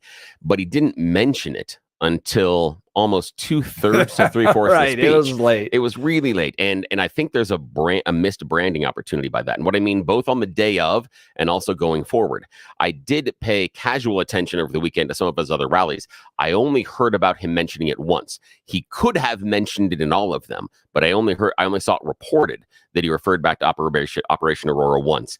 Because for me, it's an easily digestible, identifiable phrase. Operation Aurora, referring back to the Aurora Venezuelan gangs. So it's easy to connect. I also think he missed a branding opportunity because what I think he should have done is very early in the speech, he said, and that's why we need Operation Aurora. And what I would have done is told him, tell the crowd, say it with me. We need Operation Aurora. And then you plant that as a flagpole and it becomes a call and response. Then the next time is like, and this is happening with the gangs and this, and that's why we need Operation Aurora. And then this and this. And that's why we're going to start Operation Aurora. It's a branding opportunity I think he missed. And now if he carries it forward through his rallies, and as long as he refers back to it and reminds people why, I think there's an opportunity there. But if it is just a one-off, it's going to come off like a cheap pop in pro wrestling, that you're just going to be caring about it and only going to see Operation Aurora when you're there in Aurora. And so I think he's missed a branding opportunity so far that could be very effective on this issue. But I want to see how he uses it. Yeah, would love to hear from you. Give us a call, 303-696-1971, or text the Dan Caplis Law text line at 720-819-5115. Let's check in with Joe in Arvada. Joe, what'd you think of the rally? Hey, morning. Well, unfortunately, I had to work, and I, however, did have a close friend who, and I am too, a friend of Mike Lopez. And he, I'm sorry, not Mike Lopez, Greg Lopez, my friend's name. Yeah, Greg spoke there. But and you know, it was an opportunity for Danielle and other up and coming stars here in Colorado to go to the rally. And I'm sorry, I couldn't make it there at 5 a.m., although I am up walking my cats. Yeah. But what did your friends say about it? When you talked to your friends about the rally, what did they say? What were their takeaways that they shared with you? Well, I think they got guest passes, so maybe they didn't have to step in line. They were in a really good seats, but they were really stoked. And he's not absolutely the most political guy, so it was really fabulous to hear somebody that was excited about Colorado politics again. Cool. Donald Trump injected life into a dead GOP here in Colorado. So is Danielle Jurinsky. I think what she should do is wait till Trump goes to the border next, and then go there and tell him that it's so important for her to see the devastation being caused by Harris, that she wanted to go there and also announce her candidacy for governor. Now, I like what you're thinking about the candidacy for governor, but I think that when I was talking about the branding for Operation Aurora, I think you've got something there, Joe, that bringing Danielle Jurinsky down to Texas or in Arizona or somewhere else and standing next to her and saying, hey, we've announced Operation Aurora. here is the woman that started it all, and pointing back. This is Danielle Jurinsky. She's here from Aurora, Colorado. She's the one that was asking the questions, and that's why it's Operation Aurora. That's a really, really strong branding message. And then you put a face with the person that created the idea that started the genesis of Operation Aurora. That could really work out well. I think you're right. In fact, I think we need another Trump rally is what we need, Billy. You're on to it. I would go in a second. I had a blast. I had an absolute blast there. It was so much like a concert. There was no booing of Bill Thorpe. Not actually. at all. It was only Kyle, and I was a little disappointed that only he got booed. I was like, I could have been booed. I could have. In fact, Hugo gave you a big hug or high-fived you. And, he did tell the people in charge not to let me in, but then he and I hugged, and I complimented. He had the best Trump shirt on, too. And that was the thing. I just enjoyed because it was like a concert atmosphere. And for me, it was something that one of my friends said when they were listening. They said, you know what? He said, you came in and you called the match that you saw. And it was a professional wrestling bit. That it's like, when you're an announcer, and that was our role there, you call the match that's in front of you. It's not about what I think about the wrestlers. It's not about this. It's about what's going on. It's the presentation of the show. And that's what it was. I had so much fun. I would go in a second again. It was a blast. Bill did a great job. It was. I would go if I could. Yeah, and here's a question I have for you, Joe. Do you think that Trump's rally spurs Kamala to want to come to Colorado now? Because she has not hosted a rally here. Well, what she could do is come, and then the first thing is that she could take Billy's advice. She wants to now start Operation Aurora. And tax on tips and then Walls could come on and tell you how to be a man in the military. But here's the thing. We have an opportunity here in Colorado. This is one of my talking points. Yes, I have them. Is that this is a national election. The reason why did Trump come here? Because it's a national election. See, Donald Trump cares about all of us, not just the states that he's ahead in competitive states, but in all of America. And here's the reason why you should take it seriously here in Colorado to vote for Donald Trump is that we want to win the national numbers.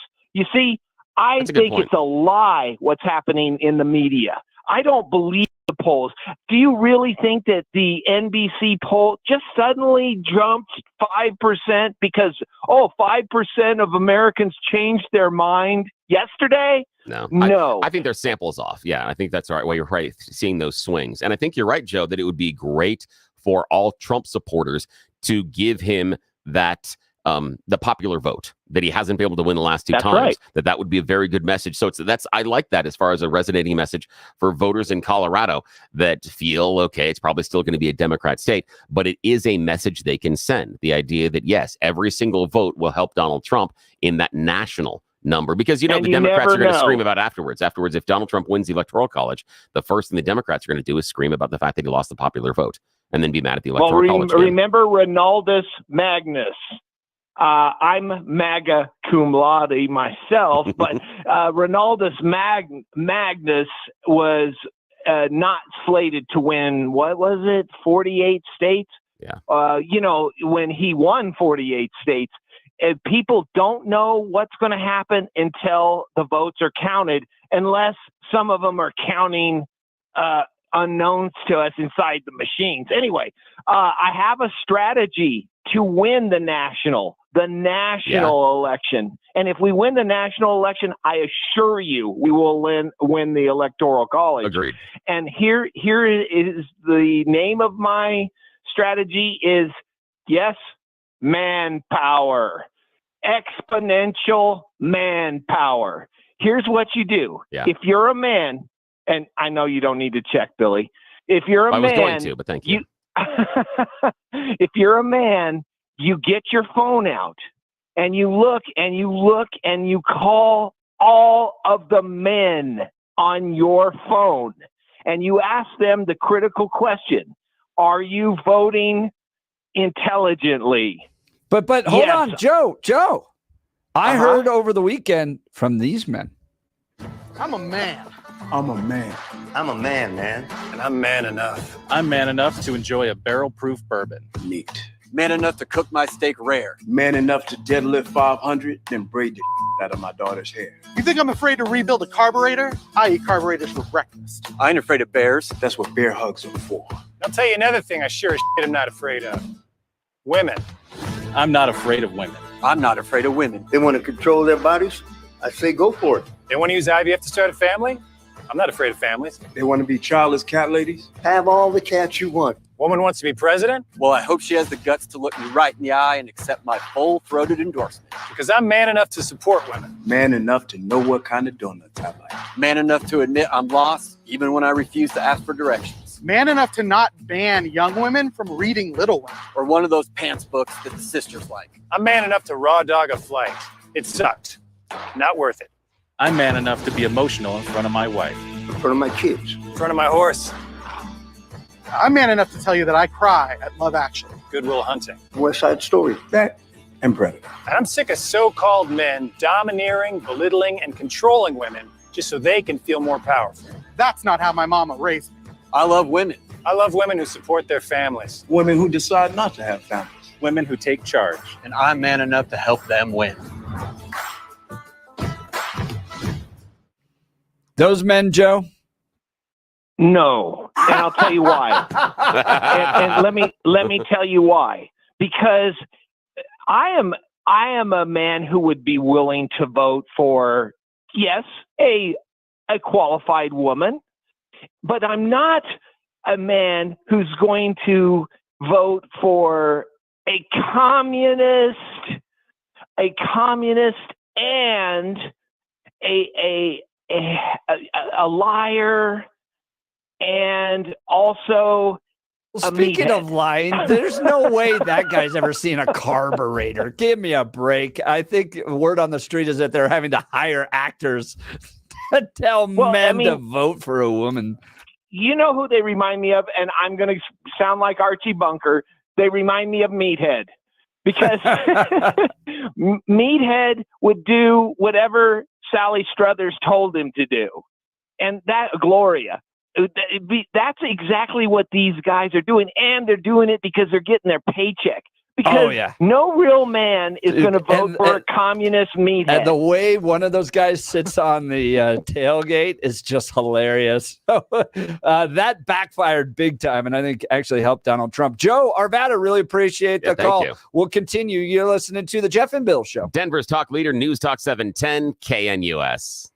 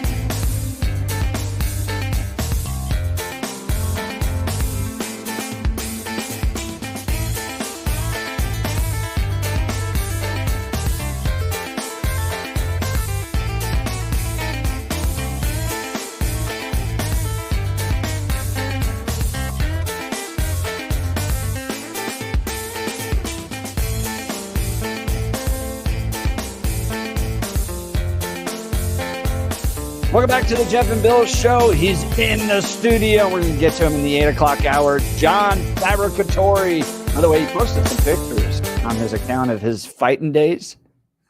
Oh, nice. Just put this dude on the border. It'll all work out. He'll be joining us in the 8 o'clock hour to dive into that. And I'm going to ask him about this because Suzanne has a really interesting point.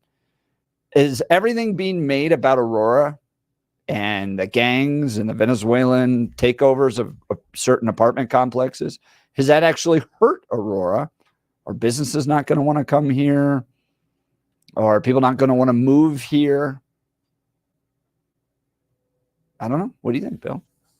Yeah, I think it does hurt. I do think it does in the general, and only because of how it was presented, that it was presented that Aurora has been taken over.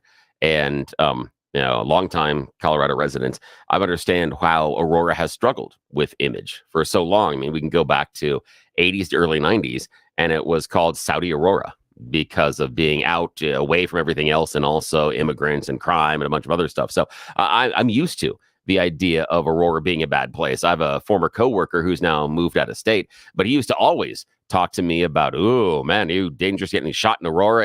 It was the idea that you live in this crime infested city, and it had just changed recently, in my opinion, in about the last 5 to 7 years.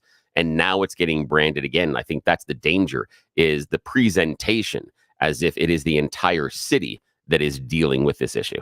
Well, we'll talk to John Fabbricatore about that in a second. Let's go to Dwayne Divide. Good morning, Dwayne. You're on the Jeff and Bill Show. Good morning, gentlemen. Jeff, I have to take issue with what you guys started with about the non-religious people voting. Or the religious people voting? Well, yeah, or excuse me, yes, the non-voting thing. My apologies on the vernacular. Yeah, But 32 million people who regularly go to church have said they might be sitting out this election. The foolishness of that statement. I mean, as much as I'd like to have the ideal candidate, I've never seen Donald Trump with a set of 34 Cs. But I would sit there and say, to go on with that, is that my ideal candidate would be one who sits there and takes care of most of my values. Yes. After all, the only person that was perfect couldn't eat M&Ms and Skittles, but the rest of us have to suffer with inequities, and we have to make the best of what we have. That's right. There's no such thing as the perfect candidate. It's always going to be a choice between two people, at least in this country. And you got to make the choice that's best for you, for your family, and sitting it out, expecting the perfect person to show up. It's just crazy. Dwayne, really appreciate the call. We're just up against the top of the hour. John Fabbricatore, he's challenging Jason Crow in Congressional District 6.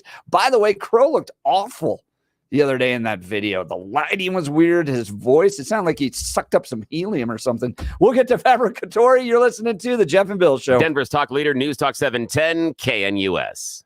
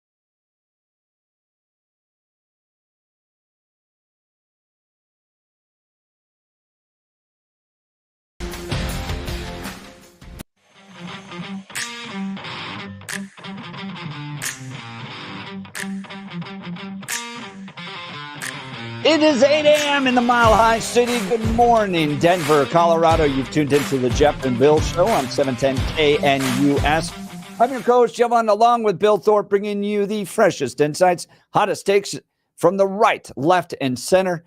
Congratulations, you're waking up in the greatest country in history, and we're gearing up for a whole nother hour of engaging discussions, critical analysis, most importantly, your calls and texts, because this is where Denver's voice is heard loud and clear. So grab a cup of coffee, Denver, and let's dive into the issues that matter most to you right here, right now. Coming up after news and comment with Blake Olson, John Fabbricatore is in studio. He's challenging Jason Crow.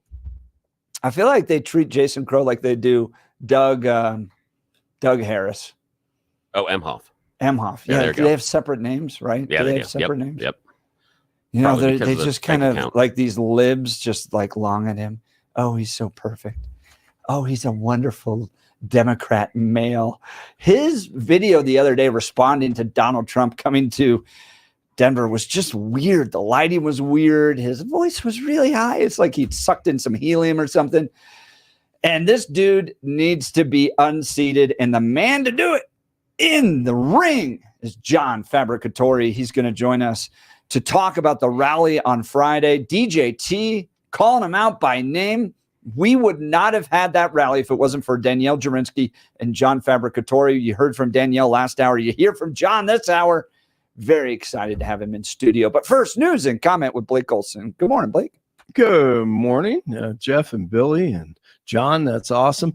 45 and sunny in Denver, expecting a high of 81 today. The 7-10 5-day forecast coming up. Our top story. I did meet President Trump. I did meet him. He made very clear that he knows that it is because of me and the fight that I've put up and continuing to expose what has happened in the city of Aurora, in these apartment complexes with the Aragua gang, that we were all gathered there on Friday. Aurora City Council member at large, Danielle Jurinsky, on with Jeff and Billy last hour. She spoke at the Trump rally on Friday, of course, and after pushing back against the governor and media members like Kyle Clark, she exposed the illegal alien gang issue in the city. It felt really good. It was the first time I sat back and really thought to myself, wow, so what I did had an impact. It had an impact. There are thousands of people here because the president came to speak about what was going on in Aurora. And it was just so surreal. And when my name was called to go out on that stage, I just spoke from my heart and I spoke to the people of Aurora. And it just was so incredible. And then Vice Presidential candidate J.D. Vance on with Martha Raddatz on ABC Sunday. Apartment complexes, and the mayor said our dedicated police officers have acted on those concerns. A handful of problems. Only, Martha, do you hear yourself? Only a handful of apartment complexes in America were taken over by Venezuelan gangs, and Donald Trump is the problem and not Kamala Harris's open border. Americans are so fed up with what's going on, and they have every right to be. And I really find this exchange, Martha, sort of interesting because you seem to be more focused with nitpicking everything that Donald Trump has said rather than acknowledging that apartment complexes in the United States of America are being taken over by violent gangs. I worry so much more about that problem than anything else here. We've got to get American communities in a safe space again. And unfortunately, when you let people in by the millions, most of whom are unvetted, most of whom you don't know who they really are, you're going to have problems like this. Kamala Harris, 94 executive orders that undid Donald Trump's successful border policies. We knew this stuff would happen. They bragged about opening the border, and now we have the consequences, and we're living with it. We can do so much better, but frankly, we're not going to do better, Martha, unless Donald Trump calls this stuff out. I'm glad that he did. He just dominates day in, day out, weekend after weekend on these stupid shows. He is just too smart for them.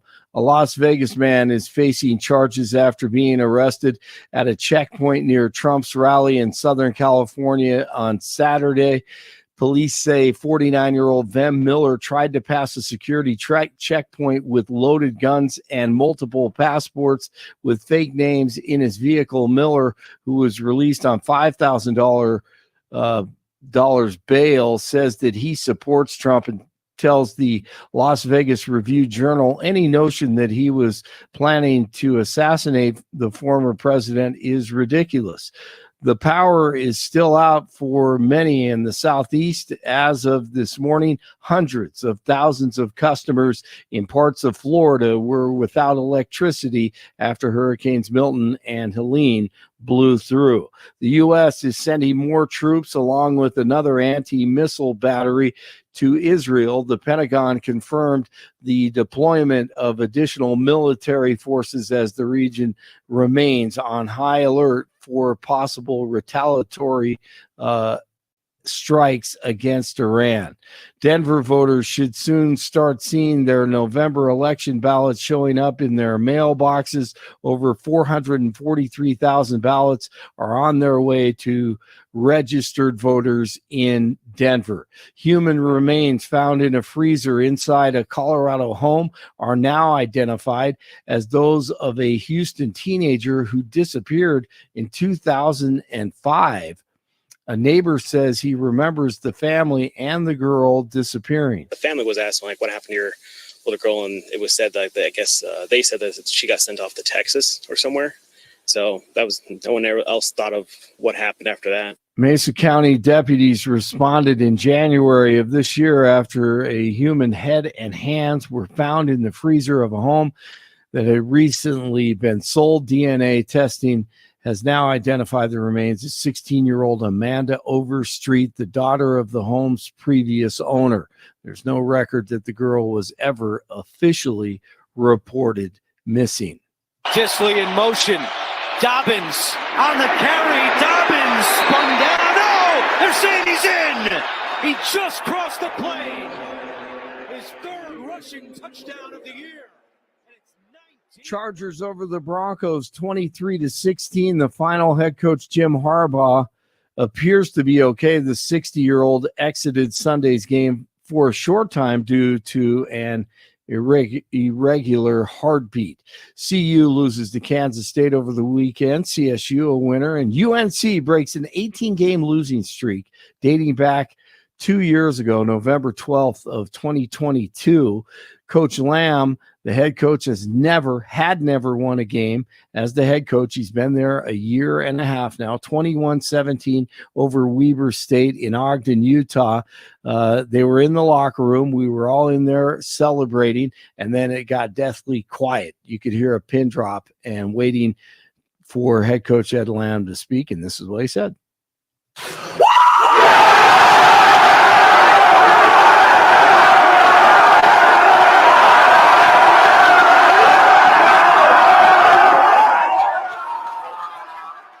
If you want to see the video, you can go to X and go to Blake Olson 1 and check it out. 41. If only we knew how they really felt. Yeah, I know. That'll get you up and out of bed in the morning. Yeah, Make that your alarm clock. That is so neat. Absolutely. That's how I feel after my wife agrees with me. I also think that's what General Custard heard right before he got shot. Yes. Wait, what's that? Absolutely, no doubt, man. It's hard to top feelings like that, no doubt about it. All right, guys, thank you. 41 in Golden, 42 in Lakewood, 45 in Denver. Jeff and Bill continue on Monday morning. Blake Olson News Talk 710 KNUS.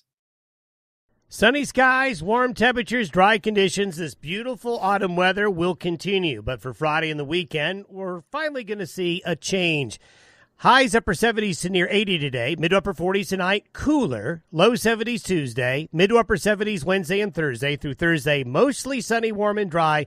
Trending colder by Friday and Saturday. Weather sponsored by branchplanning.com. Secure your retirement plans with a free review to help provide asset protection, long-term care, or even income for life. Get your complimentary review at branchplanning.com or call 303-219-0088. Meteorologist Don Day in the 710 KNUS Weather Center.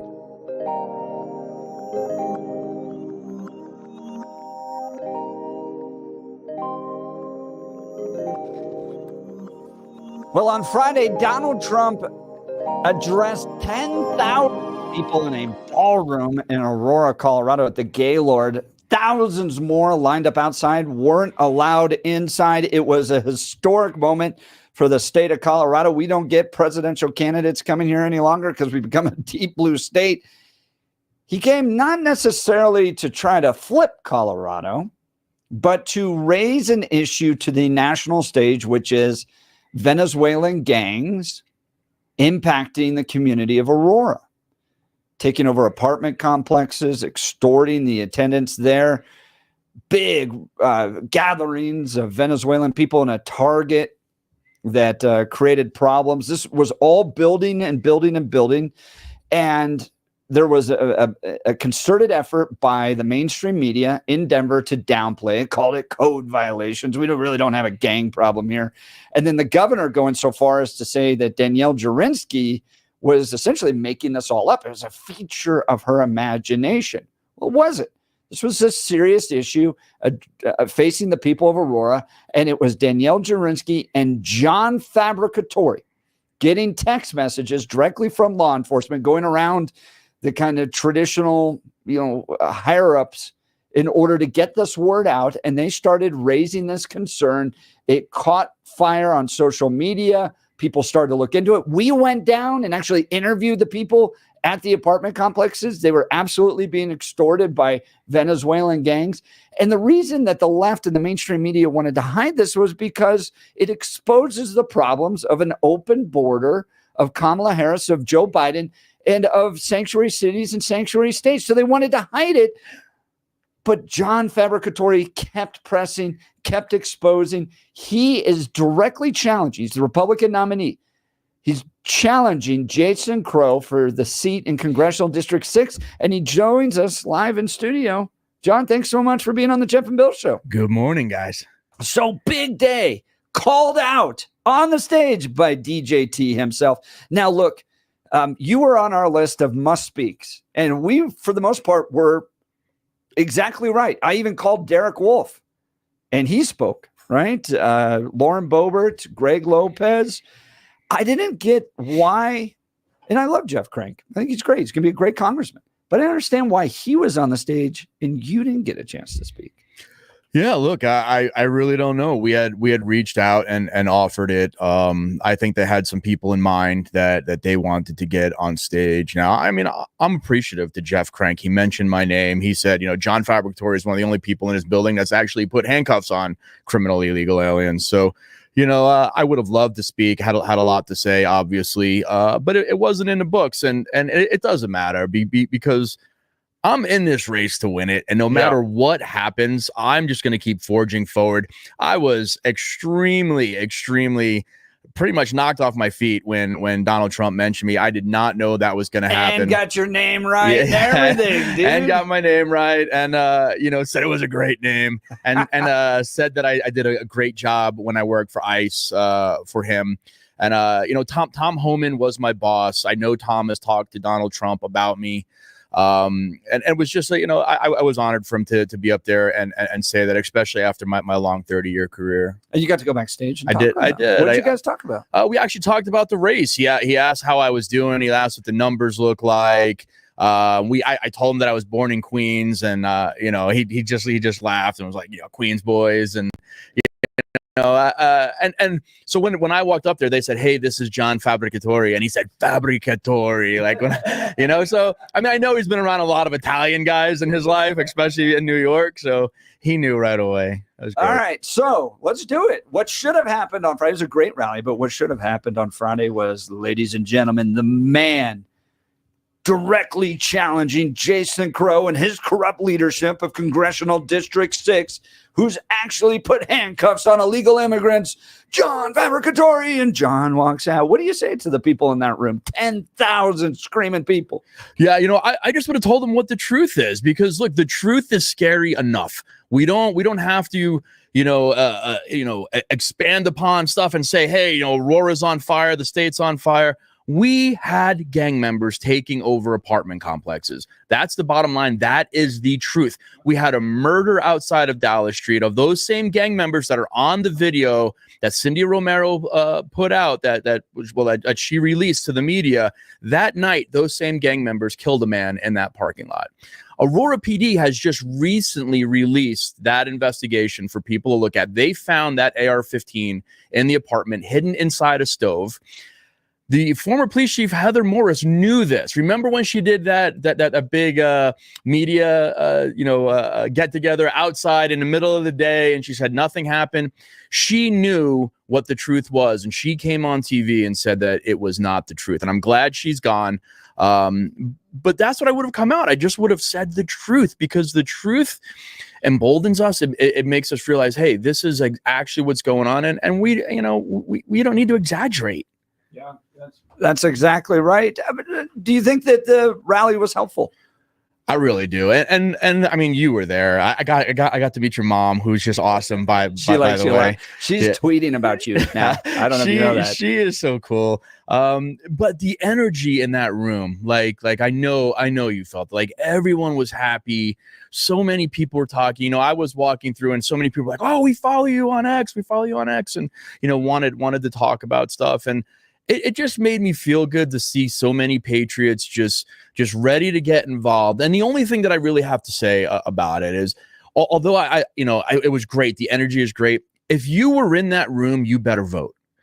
You better vote. It's not enough just to go to a Donald Trump rally. You better vote. We need everyone out on the street on November 5th, or fill up those ballots beforehand and get them delivered. You need to vote. Oh, that's exactly right. Was the rally in your district? I was trying to figure that out. Yes, it was actually in the walls of your district. Now, I'm pulling it up here. I'm looking at the map. Jason Crow hosted a little press conference prior to it. Tell us about that. He did. And for anyone that's watched it, so many people have hit me up on it. They're like, were they in a basement filming this? Yeah, they were in Polis's dungeon, I think. The lighting was bad. I mean, it was just bad. And Jason, I don't know what he's thinking. I mean, he's not in Aurora a lot. He stays in DC. He's DC elite now these days. He has no idea what's going on. And he's saying this isn't happening. This is not true. Jason, it's true. People have been killed, multiple assaults, a jewelry store robbed, and women beaten, all by this gang. For you to say that it's not true and to gaslight people, it's just incredible that you can be the congressman of this district and not care that United States citizens are being assaulted and robbed, and they have to flee their home. Cindy Romero needed to flee her home to feel safe. And you're saying this is fake? You need to go, Jason. John Fabbricatore is running for Congress in Congressional District 6, mentioned multiple times by leaders at the rally that Donald Trump hosted here in Aurora, Colorado last Friday, because it was him and Danielle Jurinsky that just kept pushing this issue.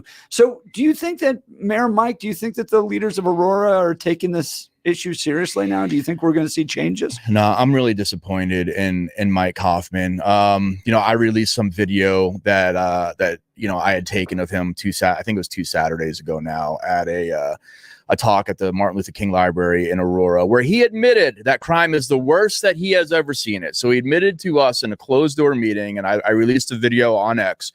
Crime is the worst. It's the worst. And the only way people feel safe is if they can hire their own security. So he says that behind closed doors, but yet to the media and to everybody else, he says he doesn't want Donald Trump here because Aurora is fine and nothing's going on. And Donald Trump has, misspoken about Aurora. Come on, man. I'm at the point with him where he needs to get on board with what's actually really going on. Just be truthful with the people that there's an issue. And like listening to Bill earlier, I agree with Bill that there's issues that people are going to want to maybe stay away from Aurora right now because of everything that's going on. But if we don't bring this to the forefront, if we don't get control of this now, we can't improve the Colfax corridor. And that's what we really want to do. We don't want to forget about those people in those neighborhoods. They're dealing with this every single day, the gunshots, the violence. The only way that we fix it and we allow that neighborhood to grow is to spotlight it and make sure that we can take care of the issues that are there. Talking with John Fabbricatore. By the way, if you want to learn more about him, his website, John Fabbricatore for Congress, his last name spelled Fabbricatore, John Fabbricatore for Congress.com. Give folks that may not have heard your background before what you did for ICE. Yeah, so I had a 30-plus year career with government. I'm a United States Air Force veteran, worked for Federal Protective Service for a couple of years, the first World Trade Center bombing trial, both Oklahoma City bombing trials. And then I started working for Immigration Naturalization Service about 1998, 99, which became ICE in 2003, and worked all the way through the ranks with ICE. I was, supervisor for the Fugitive Operations Unit. I was on the U.S. Marshals Violent Offender Task Force.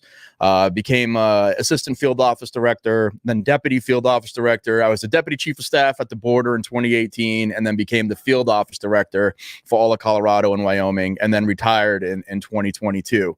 So, the border is my thing. Understanding immigration law is what I do. I've written a book about immigration law and about sanctuary cities. I've testified in front of Congress about immigration and about crime with illegal aliens in the interior of the U.S. I understand what we need to do to get a hold of this immigration problem that we have. I understand it. Yeah, that's very, very clear. John Fabbricatore for Congress. We're going to continue this conversation. Feel free to give us a call if you'd like to ask John any questions. 303-696-1971, 303-696-1971, or text us on the Dan Caplis Law text line, 720-819-5115. Look, are you a homeowner who's considering selling your home? Let Gay Ribble and the Empower Home team use their database of over 14,700 ready buyers to get your home sold for top dollar. Many real estate agents make promises, but very few have the proof to back it up. The Empower Home team has review after review from families they have served that back up what they say. They net their sellers 6.1% more money on average, getting their sellers $30,500 more in their pocket. No matter who wins the election, no matter what kind of market we're in, the Empower Home team brings both the experience and track record to help you navigate your home sale and get you top dollar. Look, if your home doesn't sell, Gay Ribble will buy it. That's her guarantee to you. Reach out to my friends and realtors, Gay Ribble and the Empower Home team of Keller Williams. Call 833-301-SOLD. 833-301-SOLD, or go to gayhasthebuyers.com, GAYE hasthebuyers.com. We'll continue with the Jeff and Bill Show.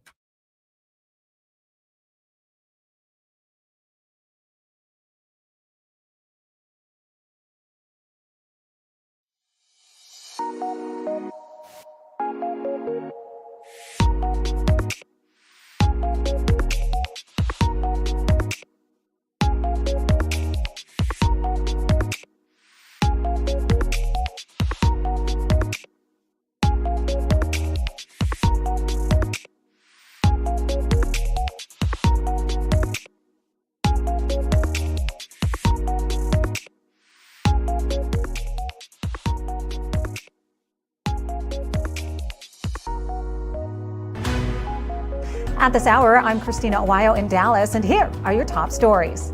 Michigan Governor Gretchen Whitmer was forced to apologize after making a video where she hand-fed Doritos in a seductive manner to a kneeling liberal podcaster after social media lit up with angry posts saying Whitmer was mocking Christians and the sacred rite of Holy Communion. In the clip, the Democrat was seen wearing a camouflage Harris Walls hat, then looking into the camera awkwardly after she hand-fed the podcaster. The Michigan Catholic Conference said it is not just distasteful or strange, it's an all-too-familiar example of an elected official mocking religious persons and their practices. Following the backlash, Whitmer apologized for the video. Israeli rescue services say almost 40 people have been wounded in a drone strike that hit a central city. 3 of them were critically hurt. The terrorist group of Hezbollah claimed responsibility for one of the most serious strikes to land in Israel in a year of war. Israel's advanced air defense systems have protected their people from mass casualty from drones or missiles being fired by the terror groups. Israeli media reported reported that 2 drones were launched from Lebanon on Sunday, with the Israeli military saying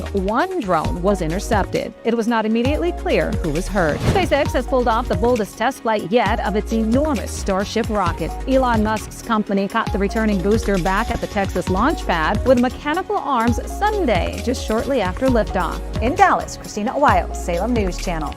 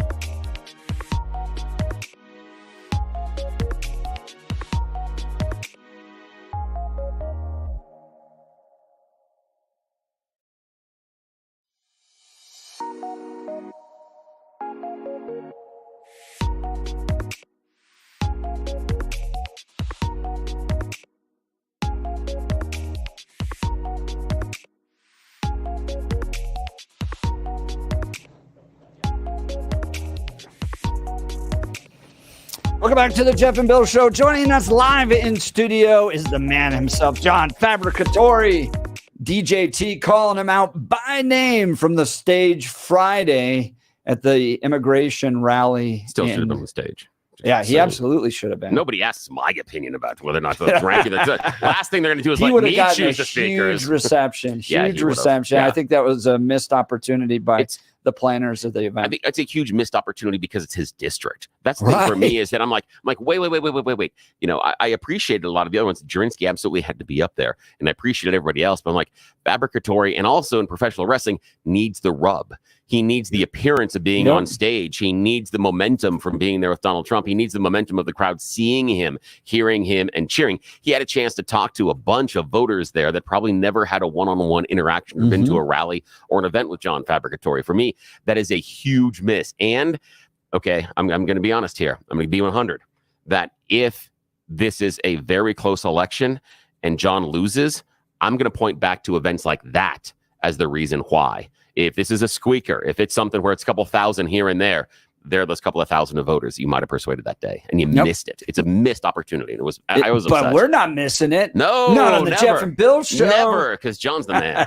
John is the man. All right, John, all these interviews, Kamala Harris and the Democrats go, we have a plan for the border. It's Donald Trump who wants to keep the border open with our Senate bill.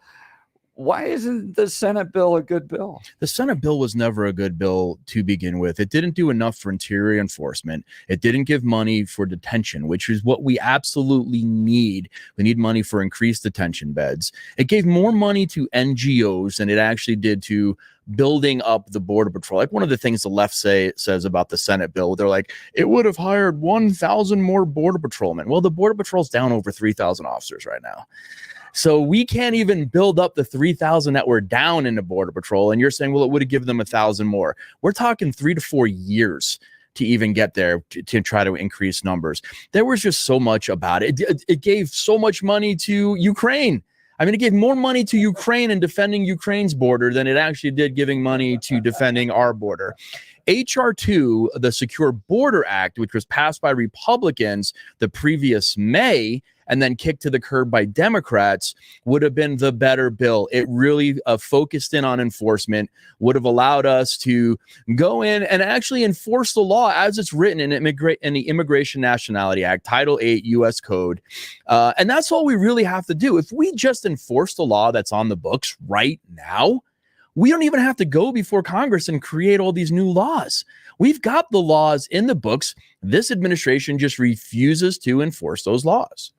That's exactly right. Talking to John Fabbricatore. He's running for Congressional District 6. By the way, if you want to learn more about him, get involved with his campaign, John Fabbricatore for Congress.com. There's a shorter way to say that too. It's like Fab for Congress. Yeah, it's John Fab, the number 4, Congress.com. I had to shorten it with the long name, you know. But Trump got it right, man. Yeah, he did. We're going to go to the phone lines here. Let's start with Gina Aurora. Good morning, Gina. You're on the Jeff and Bill show with John. Do we got you, Gina? Gina's been waiting for a bit. Maybe we can come back. Holly, good morning. You're on the Jeff and Bill show with John Fabbricatore. Morning, guys. Friday was absolutely wonderful.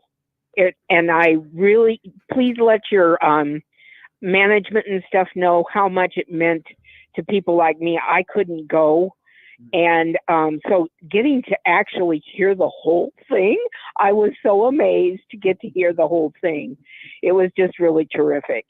And then I also wanted to say, John, I've heard that from other ICE agents and different people who've come on the radio, that they say many a time, if the laws that are on the books would be just followed, it would have just not been like this. Absolutely. And we wouldn't have had so many. So I know you're right. And I mean, that even just, just confirms it and stuff. But I was also thinking of something else that I just wanted to say. And that is, I've been a Coloradan my whole life, and I'm 71 years old. And so, I know Denver kind of well and that sort of thing. What happens when we don't follow up on people that are crime and car theft and all of those kinds of things? What happens? What happens to an area when everybody becomes a part of gang members and, all of that kind of stuff? I can tell you. One of them is called the Barrio in Denver, and one of them is called 5 Points. And these things happen.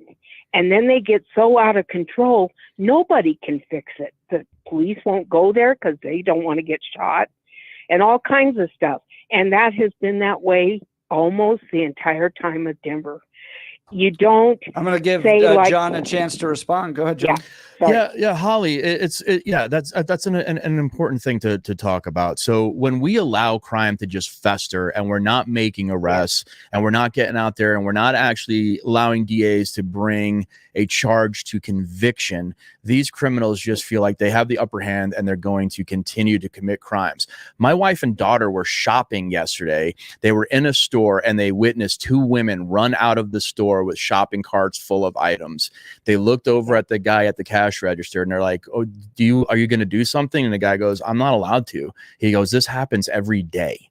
And they're over here in Southlands Mall, which is, it's a pretty affluent area. It's a good mall. And they witness a big shoplifting right in front of their face. So we're allowing these crimes to happen. We're not doing anything about it. And these criminals just feel more and more emboldened every day.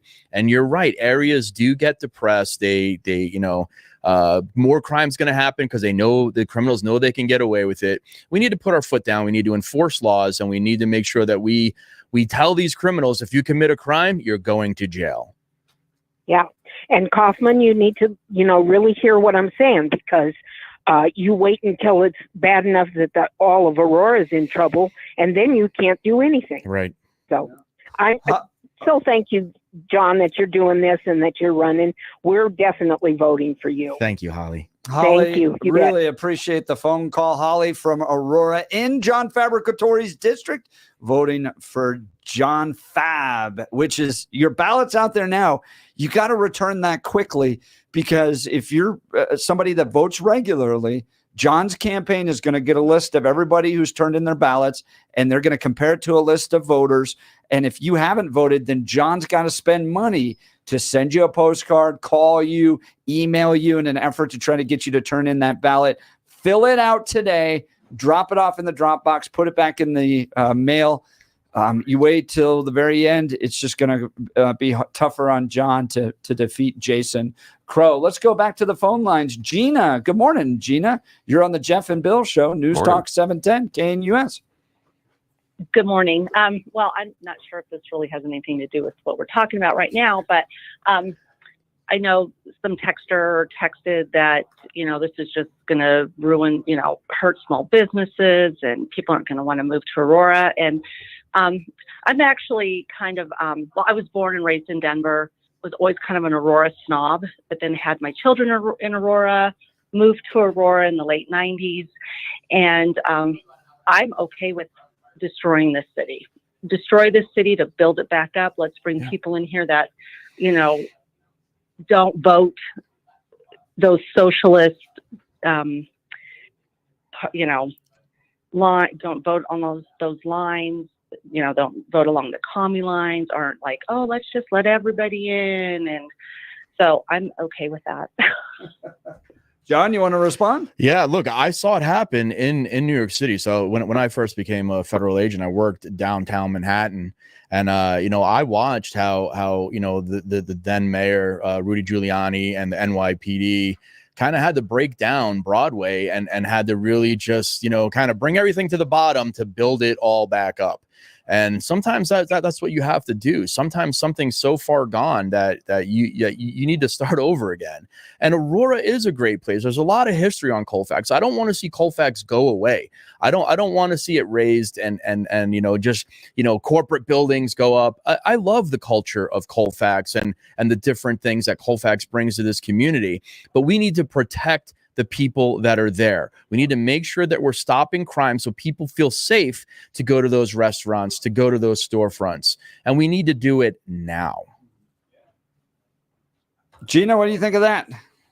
I totally agree. I mean, if it's going to keep these commie leftists out of Aurora, I am okay. Gina, I appreciate the call. Thanks so much, Gina from Aurora. I mean, the debate being, did Trump bring too much attention to Aurora? Is it going to scare people away? But when you have problems, you got to shine light on the problems if you want to address them. Otherwise, Aurora is just going to continue to suffer under this. And it was Danielle Jurinsky, it was John Fabbricatore that were pushing these issues forward. By the way, what do you think of Kyle Clark getting booed a whole bunch? Yeah. Old Kyle won't even talk to me. So, dude, I mean, look, if you're 9 News Management and you're sitting in a room full of 10,000 Republicans and your reporter, your quote unquote journalist is being booed as much as the Democrat governor is being booed, you might want to take a moment and be like, wait, do we have a leftist activist on our hands here? Yeah. Because he's getting booed as much as the guy who's the leading Democrat in the state. Might want to take a moment, Channel 9 Management. All right, let's go to Marcus, Aurora. Good morning, Marcus. You're on the Jeff and Bill show with John Fabbricatore. Yeah, how you been, John? Hey, I guess you guys have the best radio show in town. No wonder you guys got free tickets. Unbelievable. So well, we had, I thought it was great. I press listened tickets. to you on the radio. We had to sit with the media, and let me tell you, they're a lovely group of people. They're a lot of fun. I will tell you that Sean Boyd is delightful. She's like this radiant light of joy. Yeah. In the midst of a bunch of sour pussies. Yeah. And the fun thing for me is I go around and I talk to the photographers and the people who take the pictures and stuff. I'm not talking to the people that are in front of the camera. The people that I go make friends with, I talk to the photogs from the Gazette. I talk to the photogs coming there from the Sentinel. We spent some time with the Channel 4 photog that was there, Channel 7 photog that was there. Yeah, those are the guys that the guys that are doing the dirty work. They're getting their nails, dirty. And getting the calluses on the day. But you could definitely tell there were a number of media personalities there that hate Republicans. You can just see it on their face. Yeah. They're just libs and they wear it and they're like, I have to deal with this. Yeah. And Kyle Clark was getting heckled. Yeah. And Kyle was like taking pictures of people. He was like a good sport about it. There was someone at the media tables around Jeff and I that I figured it was their worst day ever. This was the lady that sat right next to me. Yeah. Thank you. That's who I was going to point out. Exactly. She seemed to be grouchy the entire time. If anybody, we're going to go a little weird here. If anybody knows the Harry Potter series of books and stuff, imagine if Dolores Umbridge was a reporter. That's who we sat next to. Just saying. Yes, that was exactly right. Yes. Marcus, did you watch the rally or listen to it, or did you show up? No, I couldn't get tickets, and I wanted to, but I listened to it, and I thought you guys did a great job. And the only comment I was going to make, and it's say hi to John. He's a good guy. But Aurora police, they show up, and people say they don't show up in these residents. That's not true. But most of the problems came from downtown Denver. And they're sanctioned city, and it brought them this way, and they're paying for this trouble now. So it's all true. That's all I wanted to say. Yeah, Marcus, I appreciate it. Thanks, John, man. you want to respond to that? Yeah, and I think Aurora City Council under Danielle Jurinsky, they're trying to investigate how this happened with the situation with those apartment complexes getting such an influx of I know how those. it happened. It was the money from the city being funneled through NGOs that put them there. I talked to the people down there. I agree with you 100%. I think that is exactly what happened. But let's bring light to it. Let's exactly dive into this and see who in the Denver administration made these agreements with NGOs, which NGOs it was. Look, it's always good when we know what our truth is, but to get it out there, give people the information and let them see it and let them make those decisions. So what happened, and Mayor Mike Johnston talked about this, they were going to provide 6 months of apartment rent to illegal immigrants. We ended up with 40,000 illegal immigrants. They spent $100 million doing this. They funneled the money through NGOs that paid the landlords. And then we ran out of money and time. Yes. And all of a sudden, the people that were here for free, getting their apartment paid for, didn't want to pay the rent. So they're not paying. There's frustration with the landlords. The extortion racket shows up, and that's how we ended up in the case. Absolutely. And look, when you're giving people stuff, they were giving them money for food, they were giving them money for rent. I heard from residents there were parties at these apartment complexes every night. The amount of alcohol that was left out on the streets, and they would leave cases of open beers and all this other stuff out there. The residents were like, they were just partying. They weren't going to work. They were just partying. And then the money ran out. And then people got angry, and then they became squatters. And then, CBZ sends in a landlord to go check on why rent isn't being paid, and he gets assaulted violently, foot to the face. And there are pictures of him online all bloodied up. And that's when all of this just started imploding, and Denver didn't care. They had pushed them over to Aurora, and it wasn't their problem at any point in time now. There you go. That's exactly what happened. John Fabbricatore, he's running for Congress, Congressional District 6, looking to unseat Representative Jason absent Crow. Yeah. Crow hanging out the Washington, D.C. cocktail receptions, not down with the people in Aurora in his own district who are suffering under the policies promoted by Biden, Harris, and Governor Polis and Mike Johnston, totally ignoring it. But Jason Crow is going to be defeated by John Fabbricatore, and we'll get a good guy who actually understands the border. 30 years of service to his country. John Fabbricatore for Congress.com is his website. Look, I want to talk to you a little bit about another great guy, Dr. Mike in the Rocky Mountain Dental Group. With all the work I've had done to my teeth, believe me, finding a good dentist makes all the difference. Not born with good teeth, spent a fortune getting these things to look okay.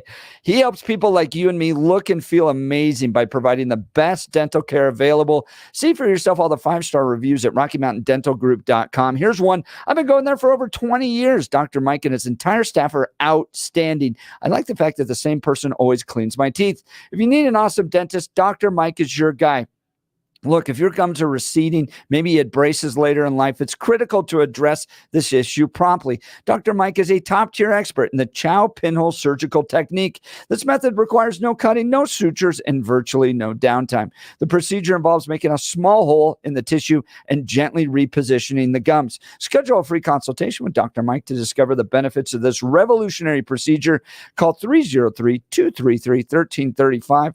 or visit RockyMountainDentalGroup.com, RockyMountainDentalGroup.com to book your free consultation today. John Fabbricatore is live in studio with us. If you'd like to ask him any questions, give us a call, 303-696-1971, 303-696-1971, or text us on the Dan Caplis Law Text line, 720-819-5115. You're listening to The Jeff and Bill Show. Denver's talk leader, News Talk 710, KNUS.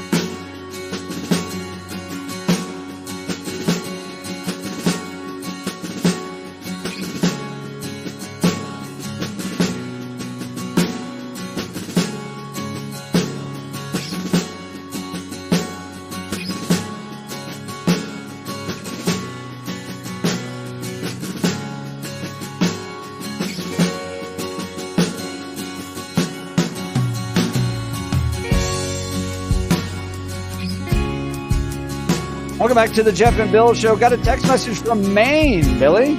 Chris in Maine listening. Asked this question. Recently, in an interview with J.D. Vance, one of the mainstream media pundits told J.D. Vance that these were just a handful of apartment complexes occupied by these Venezuelan gangs. John, can you explain why this Aurora-centric issue is relevant to the broader citizen base of all the states? And have other states seen what has happened in Aurora? And has Aurora taken any action from this happening in their own backyards? Look, this is why it's important, and why it's important. It's just, even if it's just a few apartment complexes. Number one, it should be zero in the United States of America. 0 apartment complexes being taken over by foreign-born criminal gangs. Number two, we've watched what Tren de Aragua has done through South America and other countries like Colombia, and how they've done the same thing: the extortions, the taking over apartment complex, the prostitution, the drug trafficking. So we have this blueprint of what they are capable of doing and how they can take over these communities, and we witness it happening now. We see it happening in Chicago, in New York, and in Texas. And we've already heard pushback from Chicago gangs that they're about to go to war with Tren de Aragua, because they're Tren de Aragua is coming into their territory. When gangs go to war, United States citizens who are not criminals and not involved get hurt and killed. When those bullets start flying, those bullets do not have, gang members' names on all of them. They're just, in these communities firing off rounds.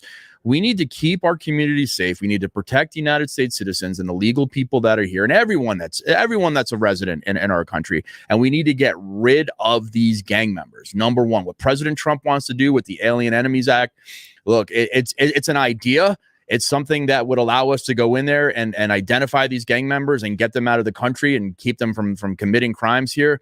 We need to look at it, because the number one goal is protecting the people of this country. Right.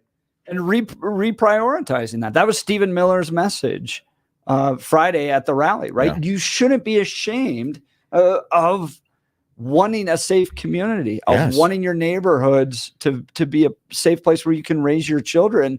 And the left is kind of browbeating you into going, well, because we're a nation of immigrants, because we have a pretty generous immigration process, that if you critique it in any way, somehow you're being un-American. Yeah, and that's simply not true. Like we want legal immigration. We want people to be able to come to the United States and enjoy what we have, but we also want them to assimilate and give back to America. Like that's a big thing. And when you talk to real immigrants who have come through the process to be immigrants, they are so patriotic, man. They're and the best. And then they, it's funny because I deal with them a lot here, and they just love America and they want to give to America.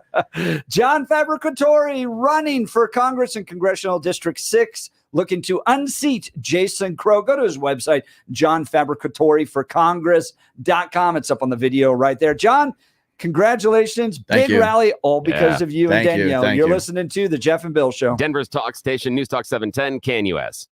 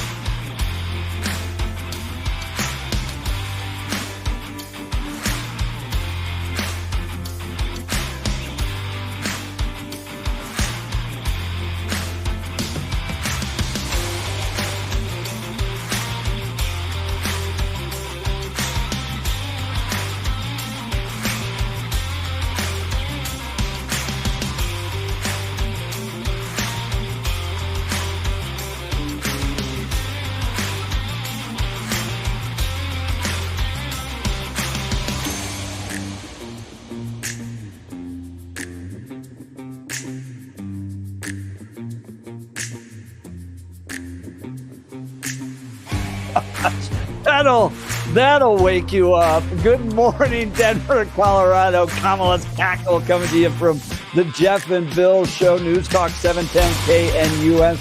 I'm your co-host, Jeff Hunt, along with Bill Thorpe, bringing you the freshest insights and hottest takes from the right, left, and center. Congratulations. You just woke up in the greatest country in history. We're gearing up for a whole nother hour of engaging discussions, critical analysis, most importantly, your calls and texts, because this right here is where Denver's voice is heard loud and clear. So grab a cup of coffee, Denver. Let's dive into the issues that matter most to you right here, right now. Phone lines are open, 303-696-1971, 303-696-1971, or text us on the Dan Caplis Law text line at 720-819-5115. 720-819-5115. Coming up after news and comment with Blake Olson, Dr. Tom Copeland's going to join us with a study about gambling here, in especially all the sports betting that's happening. You see all the ads all the time, and it drives me crazy because it's like one of the stupidest things you can do with your money is get involved with sports betting. But he's got a new piece in the Gazette all about this and the impact it's having on families here. You're not going to want to miss that. But first, news and comment with Blake Olson. Good morning, Blake. Good morning. Oh, wow. That's going to be really interesting. Appreciate it, Jeff and Billy. 52 and sunny in Denver, expecting a high of 81 today. The 7-10 5-day forecast is coming up. Our top story. I was extremely pretty much knocked off my feet when Donald Trump mentioned me and said that I did a great job when I worked for ICE for him. CD6 candidate John Fabbricatore, of course, was just on with Jeff and Billy. He's helped shed light on the Aurora legal alien gang problem. And he didn't speak on Friday on stage, but he was backstage and got to talk to former President Trump. So when I walked up there, they said, "Hey, this is John Fabbricatore," and he said Fabbricatore, like, So I mean, I know he's been around a lot of Italian guys in his life, especially in New York. I just would have told him what the truth is, because look, the truth is scary enough. We don't have to expand upon stuff and say, hey, Aurora's on fire, the state's on fire. We had gang members taking over apartment complexes. That's the bottom line. That is the truth. We had a murder outside of Dallas Street of those same gang members that are on the video that Cindy Romero put out, that she released to the media. That night, those same gang members killed a man in that parking lot. And Aurora City Council member at large, Danielle Jurinsky, also on the show this morning. She spoke at the rally on Friday after pushing back against the governor and media members in Denver and nationally.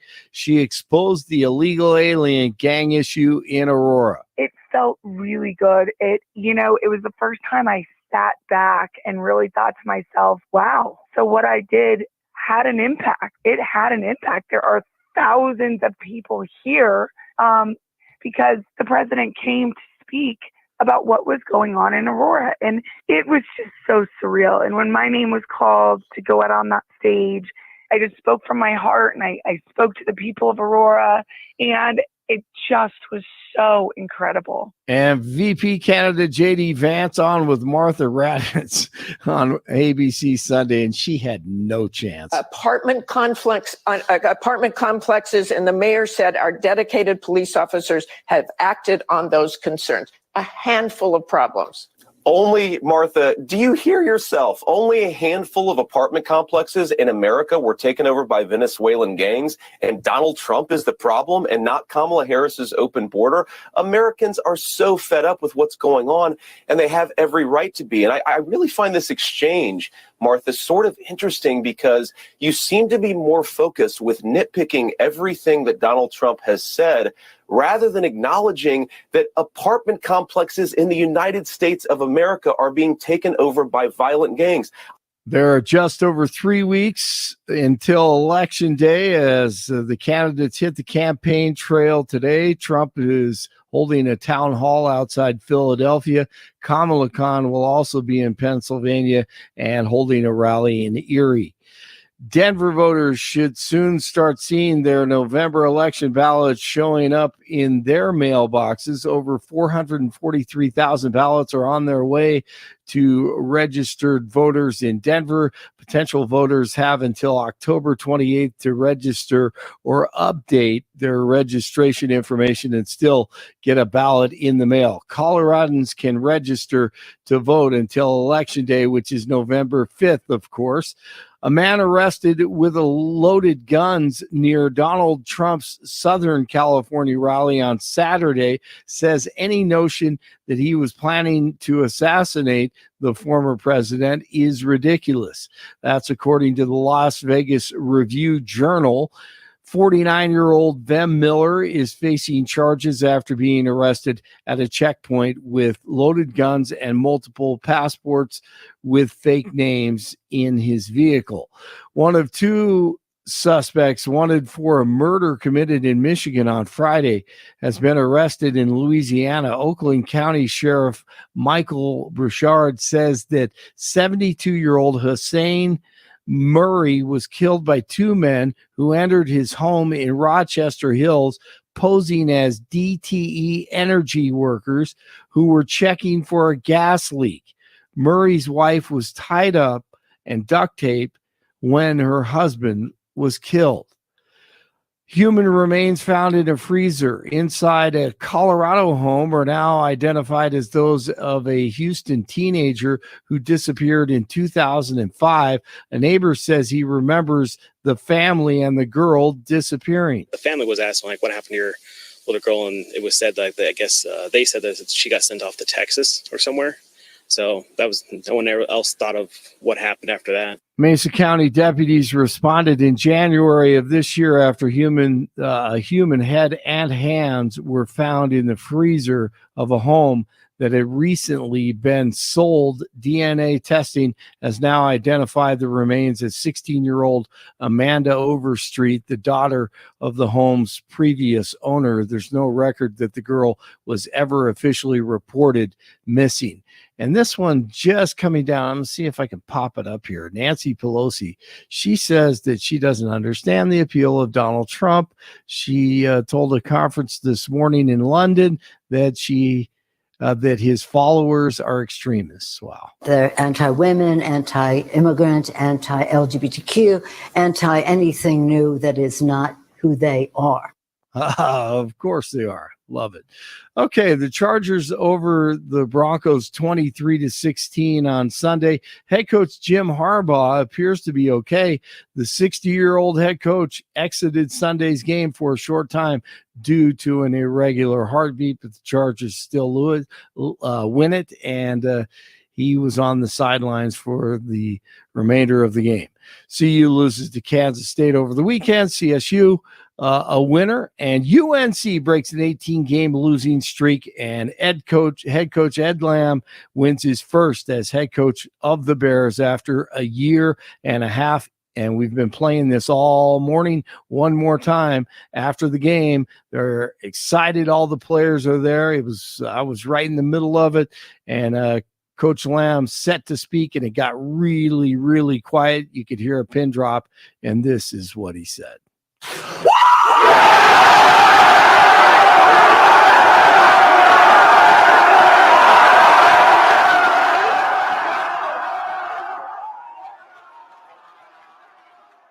21-17 over happy. Weber State. Yes. Amazing. Such happiness. Awesome, man. Yeah, that's normally what happens around 3 to 4 o'clock on a Friday at most people's offices. That's what I was going to say. We were great minds think alike. Yep. I was about to say that is exactly what I'm going to do on Friday, no doubt. Yes. 48 in Parker, 49 in Arvada, 52 in Denver. Jeff and Billy continue on Monday morning. Blake Olson, News Talk 710 KNUS.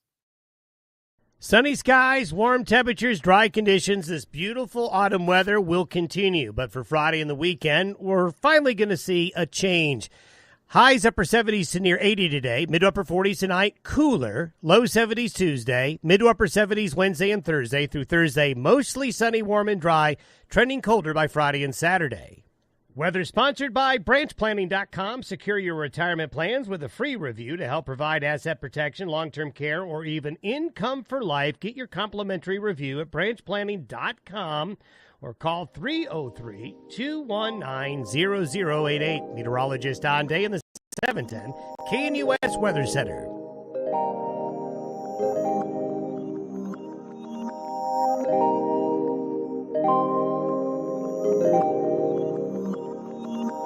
If there were two things, Billy, I could scream at the top of my lungs for the whole state to hear. One, stop killing babies. That's because that's what abortion is. And then two, the dumbest thing you can do with your money is engage in sports betting.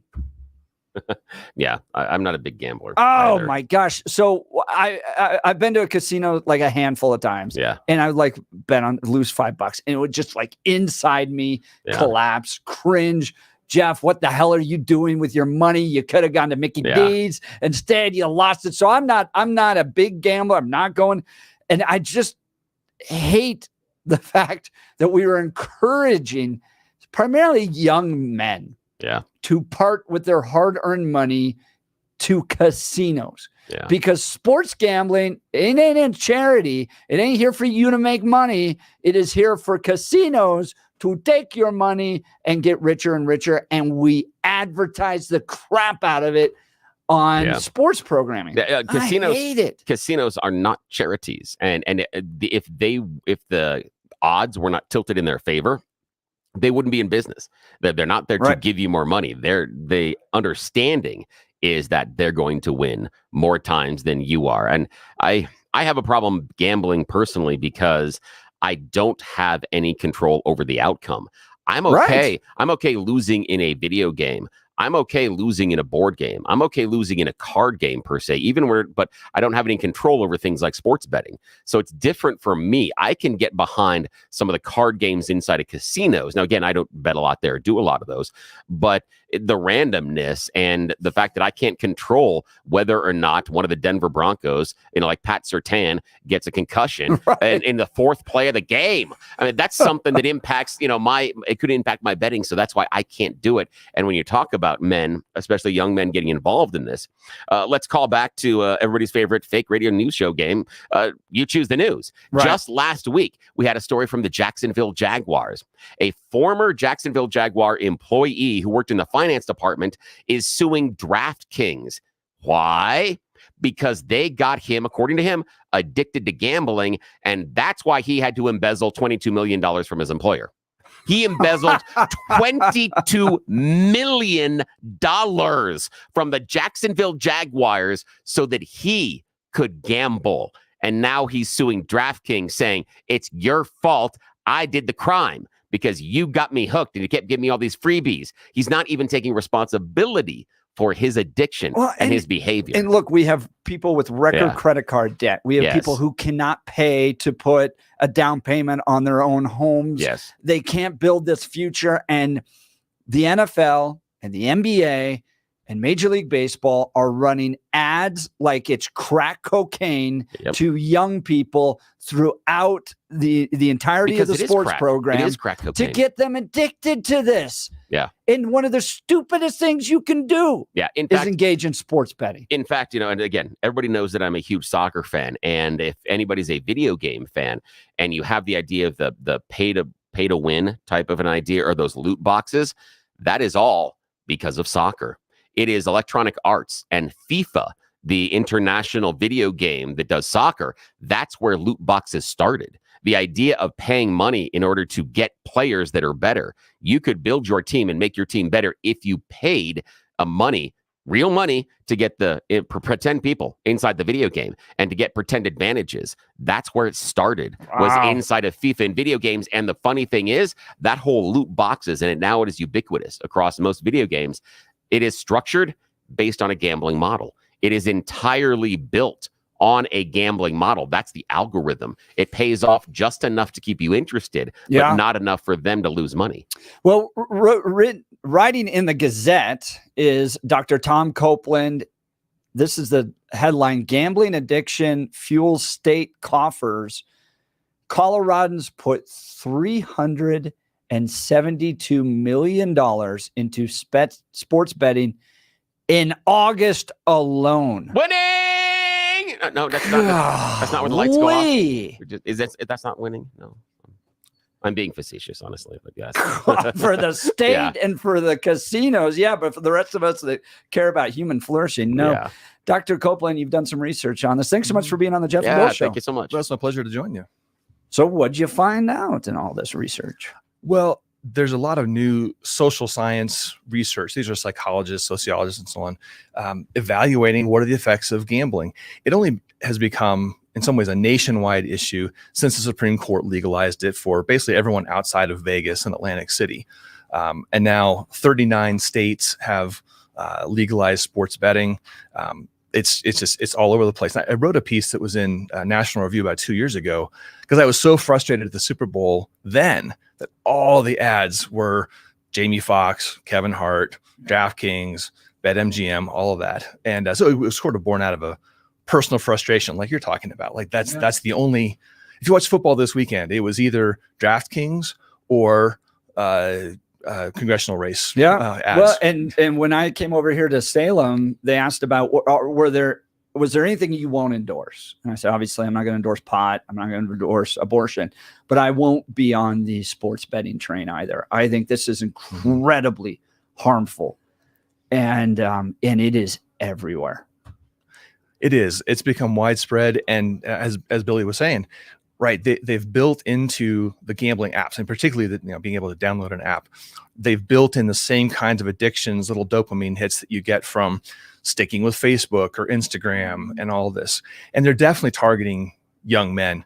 If you look at one of these studies talks about how I don't know what the percentage is, but large numbers of middle school boys, the highest percentages of people in a particular like age range who gamble, middle school boys is kind of the highest percentage by age group, followed by high school. Begins to sort of taper off once people get into the real world and are probably spending their own money instead of maybe dad's money to gamble. But it's targeted at these young men.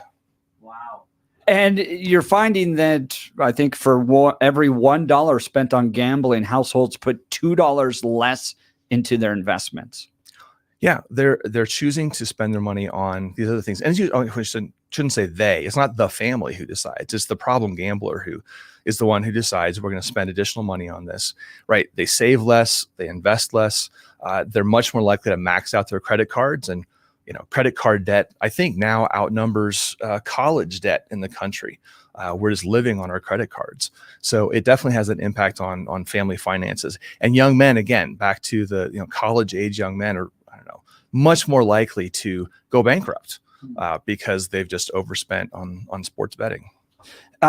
It feels like we're setting up for like what we did with the tobacco companies, what we've done with marijuana, is that there's an element of addiction here and there's a corporation that profits from it. And we as free market capitalists know that they're not just content with a base level of consumers. They want to get more and more and more and more. This is why we criticized the commercialization of marijuana, because it wasn't just the ability to smoke a joint quietly in your own basement. No, we were unleashing the power of the free market upon an addictive substance. So they're going to go out there and get as many people now as they want. And these casinos, these sports betting companies want as many users as they possibly can, right?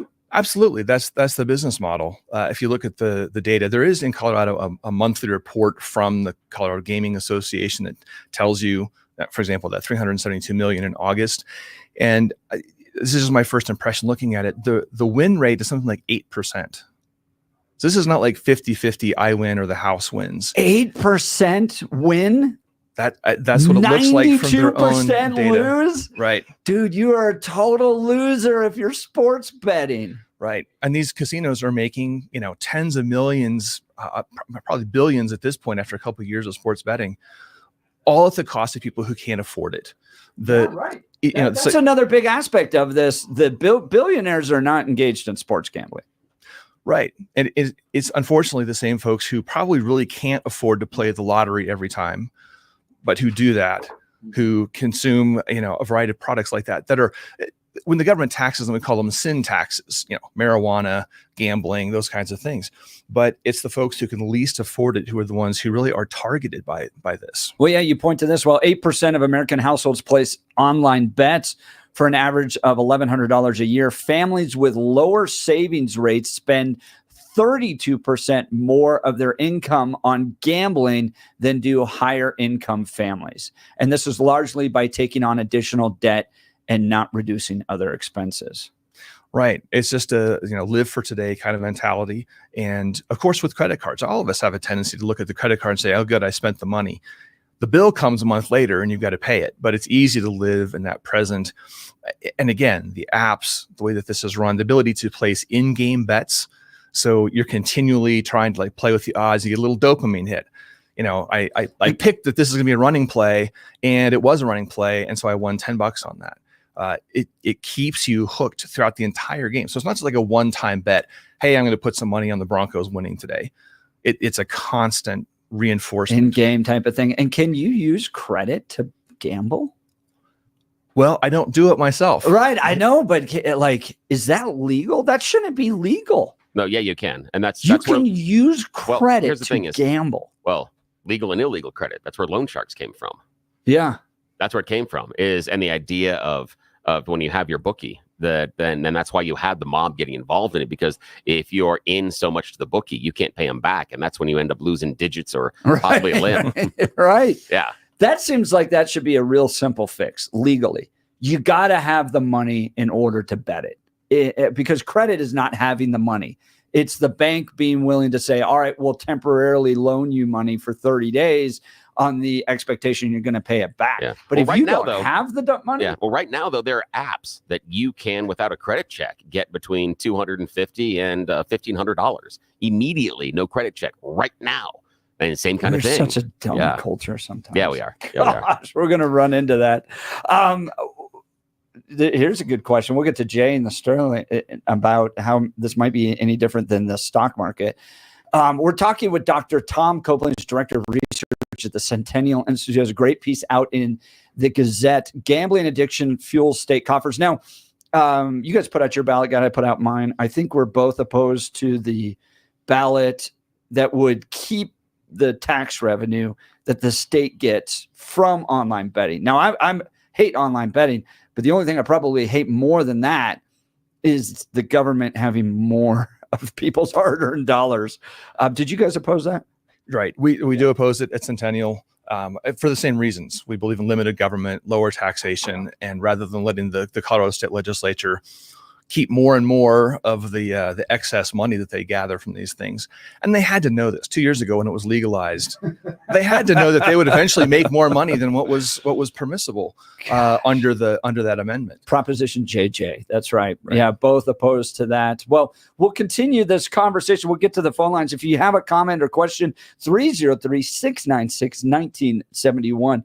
Look, if you've got joint pain, I want to tell you about my good friends over at QC Kinetics. Real lasting relief is possible with the help from QC Kinetics. People here are getting their lives back, getting their mobility back thanks to QC Kinetic. Joel in the office here playing more golf than he's ever in his life. And it's all thanks to QC Kinetics. QC Kinetics is the nation's leader in cellular therapies that can revitalize your joints. I'm talking about advanced regenerative medicine using your own body's healing properties, highly concentrated and carefully placed in your achy joints. Back pain, shoulder pain, knee pain. These are cutting-edge treatments that require no surgery, no drugs, and no downtime. It's a quick in-office procedure that can get you moving again. These protocols have been developed by medical professionals and under the leadership of Dr. Mitchell Scheinkup, a former orthopedic surgeon and a pioneer in clinical regenerative medicine. Listen, is arthritic joint pain keeping you from doing the things you love? Pain in the knees, hips, back, or shoulder? You owe it to yourself to learn more. Call QC Kinetics today for a free consultation.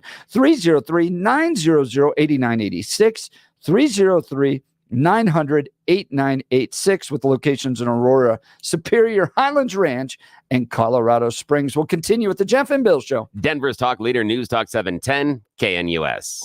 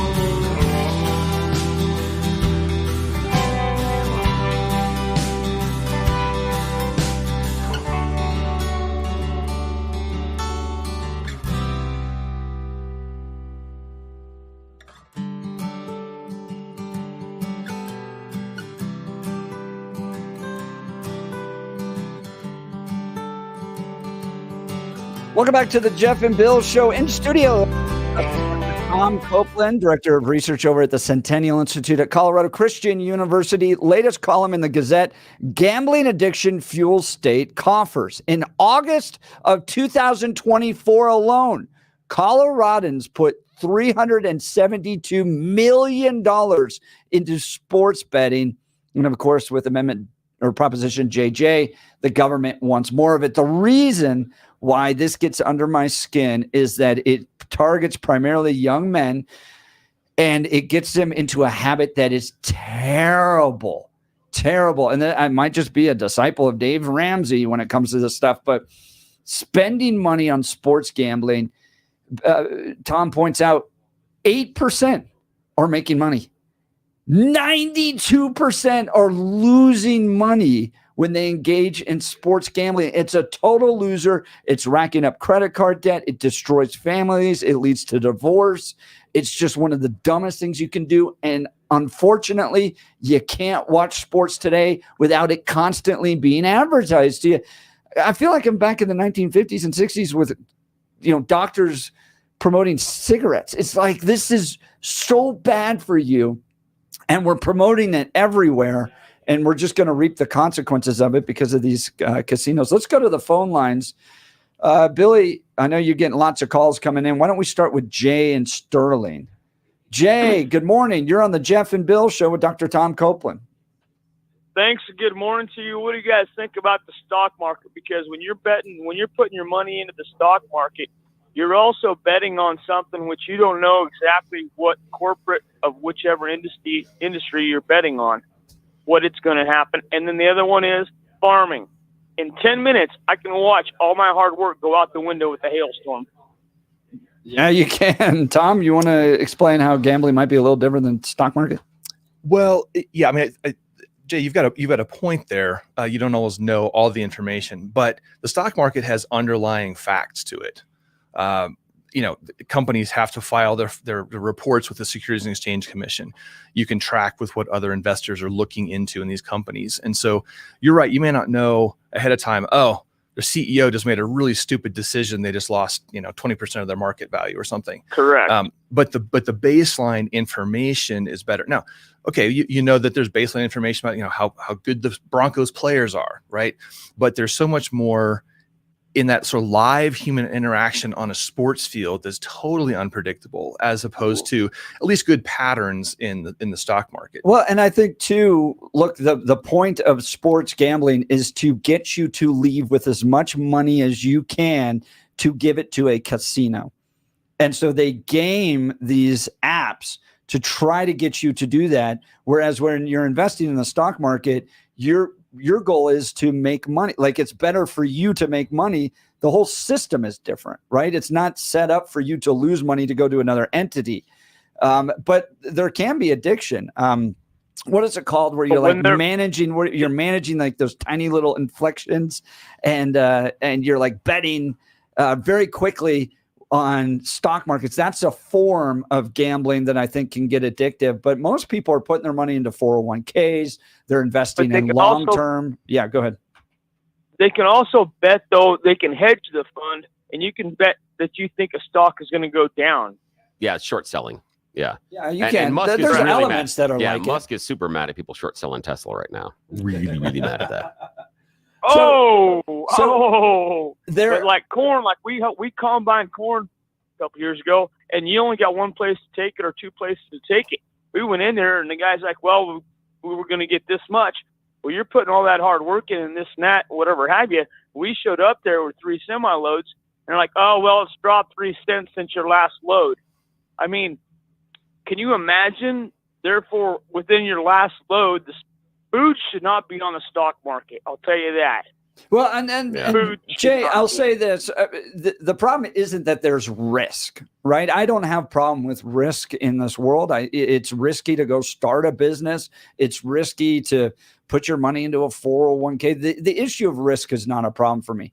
What I don't like is that you have companies like casinos who are not charities. Their goal is to take your money, developing addictive apps through sports betting, hooking young people and getting them to become to lose money and to become addicted to this process to where they don't have money in the future. So the issue isn't risk to me. It's the idea that you have to watch those sports ads, and we have to, and it's important to tell people the job of these casinos is to take your money. That's what sports betting is all about. Correct. But that's like a fentanyl drug. It's their choice to take the pill. Just because somebody has 10 of those fentanyl pills doesn't mean you're going to be the dumb one. Those people that get on that stuff like that, those drugs, whatever drug they're on, it's their choice to take those fentanyl pills and jeopardize their life. Now, that's the personal choice. Yeah, and I would agree with you. It is a personal choice if their decision and the consequences of their decision purely affected them. When we have massive growing credit card debt and we have to build a social structure like welfare to care for people while they're blowing their money on gambling addictions, it affects me. That's why I have the right to speak out against it. And I want people to live a good life. I want them to live a life that's full of success, and sports gambling prevents them from doing that. And that's why I speak out against it. No. They allowed themselves. They allowed themselves to get into the fentanyl. They allowed themselves to go do the gambling. It's all a personal responsibility. They're the ones that got into the drugs. They're the ones that got into the gambling. They're the ones that did that stuff. We're the ones that take a chance farming. We're the ones that take a chance, whether we're going to put how many acres of corn or how many acres of hay. It's a personal decision, and nobody is taking personal responsibility for their own actions is my overall point. It's like a society that we've created one way or the other. I mean, we need us farmers. I mean, we got to eat, but it's the whole caption. Nobody wants to take personal responsibility for their bad doings, for their bad decisions. Us farmers, we don't have that much of a choice. Tom, we have to plant. Yep. I'll let Tom respond here. Go ahead. Hold on, Jay. Yeah, Jay, you're absolutely right. It really is a crisis of personal responsibility. It's historic, probably. We're just at a point where you're right. We have not taken personal responsibility. We've allowed government to step in and help mitigate those risks so much. So you're right. And your point about addictions being similar, that's one of the challenges with the gambling addiction is that it can also lead to alcohol and drug addiction, other addictive behaviors. Anything that feeds addictions is going to, sort of carry over into other areas. So, but I think you're absolutely right. The personal responsibility is ultimately, it is up to the individual, and we're not doing a good job of that right now. Well, Jay, we appreciate the call and thank you for the risks you take farming out there. Again, I'm not opposed to risk. I mean, we don't have America without risk. You don't have people coming across the ocean. You don't have people, the westward expansion without Christopher Columbus on this Columbus Day. This isn't risk like you starting your own business or doing or being able to, because as the doctor pointed out, that inside of the stock market, there are some funds and things, and there are some legal requirements to open up your books. It's like when you and I, Jeff, keep talking about the economic things that you keep pointing back to. No, these big companies are telling you what they're doing to the consumers. They're telling you they're taking more money off your back than what they need to at this point, because they have to legally. Inside the casino, though, it's a different game. They don't have to necessarily tell you the odds. They don't have to even tilt them in your way. And it's the idea of, I know it's difficult and that most small businesses fail.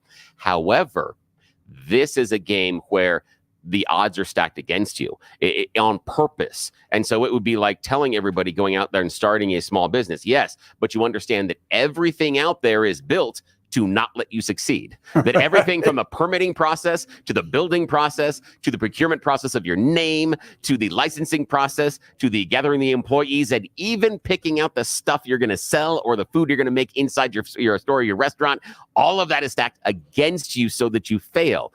What would be the chance you'd go, I need to go start myself a small business today? No, but that's how it's stacked in gambling. Everything is stacked against you. You are supposed to fail when you get involved in this. And then Kevin Hart comes along and tries to entice you to do it. Exactly. Makes it look fun. Yeah, there's a reason why some of those betting apps right now are offering a, quote, second chance. And I'm using air quotes. I saw that advertised a couple of times during games this weekend. They're like, oh, if you're betting on this game and this person goes down in the first quarter, then you get a second chance. That's not going to count against you. Wait a minute. Hang on. They have the ability to say the bet that I put down there, they'll even give me a second chance. That's how bad the deck is stacked against me. When the person you're gambling with gives you a second chance, you know you're fixed. You know this is not going to work for you. Come on. You're exactly Talking right. with Dr. Tom Copeland, Director of Research at the Centennial Institute at Colorado Christian University, with a piece in the Gazette titled "Gambling Addiction Fuels the State Coffers," because it's not only these casinos that love what they're getting, the state is also getting a ton of tax revenue. That's why they want to keep it with Proposition JJ. If you want to read his article, you can go to dr, as in doctor, drtomcopeland.com, drtomcopeland.com. We'll continue with your calls and texts, but I want to talk to you about advanced hair restoration. Look, if you're losing your hair, you need a simple solution that works. You'll want the best modern technology with top-rated physicians, something that's guaranteed to work. Guys, you need Dr. Tanya Pauls and her team at Advanced Hair. They've completely redefined hair restoration, from the experience itself to their unmatched results. Receding hairline, bald spot, or thinning hair, address them all with Advanced Hair's simple one-day treatment. In a calm, relaxed environment with the most experienced professionals, Advanced Hair has performed tens of thousands of these breakthrough treatments. And get this, your own natural hair begins to regrow the very next day. No one in Denver can offer anything like the advanced FUE found at Advanced Hair, and I highly recommend their team. It starts with your free consultation. Call 720-459-HAIR. If you qualify, you'll get $250 off and 250 free hair grafts. Refine your hairline with the team that's redefined hair restoration. 720-459-HAIR. 720-459-HAIR or advancedhair.com. Advancedhair.com. Let's see some of the text messages here. Tom, answer this. I believe they should not allow gambling advertisers, just like they don't allow cigarette advertising. What do you think? Absolutely a great idea. Yeah. But this is America, freedom, man. It is, but when you're making profits and when the government is encouraging this, either through support or through lack of regulation over this, the government has this mixed incentive, right? They want more revenue, especially in Colorado, because they're limited by Tabor. So they come up with these fees and all these other ways of raising revenue. But when they do that, they create social problems that they're not willing to address. Now, as I point out in the article, that a couple of years ago, they came up with this new problem gambling grant program to help. And there are a couple organizations that are doing good work, right? They're training gambling addiction counselors and so on, doing research on addictive behaviors. But for the $29 million minimum that the state rakes in tax revenue from the casinos on sports betting, why are they only spending $2 million on actually helping people who are addicted to these things? So I think, banning the TV ads like cigarette ads, I think makes perfect sense. You heard that from a conservative. All right. I want to talk to you about my good friend over at Dan Kaplis Law. I've known Dan for well over a decade. This guy's pro-life, pro-family, pro-America. That matters because who you choose to represent you in an injury case says a lot about you to everyone involved in the case. You show up with one of those guys you see going by the billboards, kind of greasy, slimy. You don't really trust him. Well, that's going to send a message to everybody involved in the case that maybe you're not serious. Dan Kaplis is the son of a police officer. He's a former seminarian who's dedicated the last 40 years of his life to helping people who are hurt in serious motor vehicle crashes. But Dan's more than just a guy with great values. He is the winner in Colorado. Dan is believed to be the only lawyer in Colorado history to win 5 straight multi-million-dollar verdicts in Colorado crash cases. Dan is also believed to have won the largest truck crash verdict in Colorado history. Dan Kaplis Law is so trusted that they're the official law firm partner of the Denver Nuggets and the Colorado Avalanche. Dan Kaplis Law is a serious firm for serious cases, not just reserved for the rich and wealthy. Dan accepts righteous injury cases on a percentage fee basis so that he can represent good people from all walks of life without regard to ability to pay. If you need Dan's help, give him a call at 303-770-5551, 303-770-5551, or hit dankaplisLaw.com. That's Dan, CAPLIS Law.com. We'll continue with your calls and texts. You're listening to The Jeff and Bill Show. Denver's talk leader, News Talk 710, KNUS.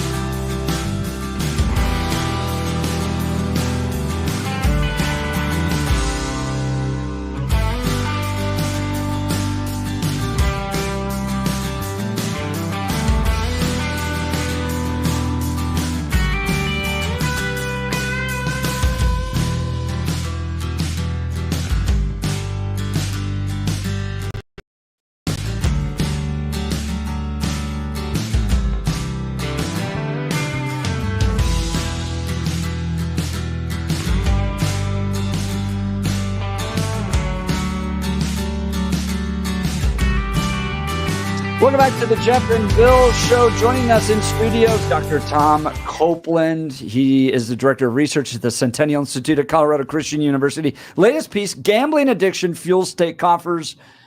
In August of 2024 alone, Coloradans put $372 million into sports betting. Of course, the government wants more of it through Proposition JJ. But the challenge being people are racking up credit card debt. They are losing, to Tom's point, and only 8% of the people that engage in sports betting are winning. So 92% of you are losing.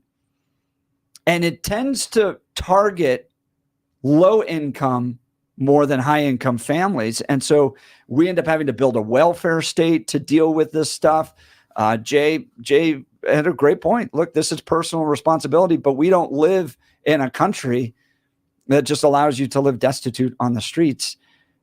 Mayor Mike Johnston to the rescue with housing for you. So you got to address it, right? Yeah, absolutely. And it's, it just becomes part of the challenges of the social fabric in Colorado, because it touches on, right, the problem of homelessness and addiction generally, and the cost of housing. People can't pay their bills right now. So it's part of this larger set of economic issues. And I think the fact that so much of it happens via credit is a problem. If you live in Aspen, you probably get a pretty good interest rate when you open a credit card. But if you're an average, blue collar person here in the Denver area, you're not going to get anything less than 20, 25, 28% on your credit card. So now if you're carrying that over month to month, you're making yourself even poor. It's not just how much you lost, it's also you're compounding it down the road. So this is something that's, I appreciate limited government, but there are times when we've got to step in and say no to certain things so that we can enhance human flourishing, make our society better. That's exactly right. Dr. Tom Copeland, you can read his article at drtomcopeland.com. Thanks so much for joining us live in studio. My pleasure. If you missed any of the program, go to 710knus.com to download the podcast. You're listening to The Jeff and Bill Show. Denver's talk station, News Talk 710 KNUS.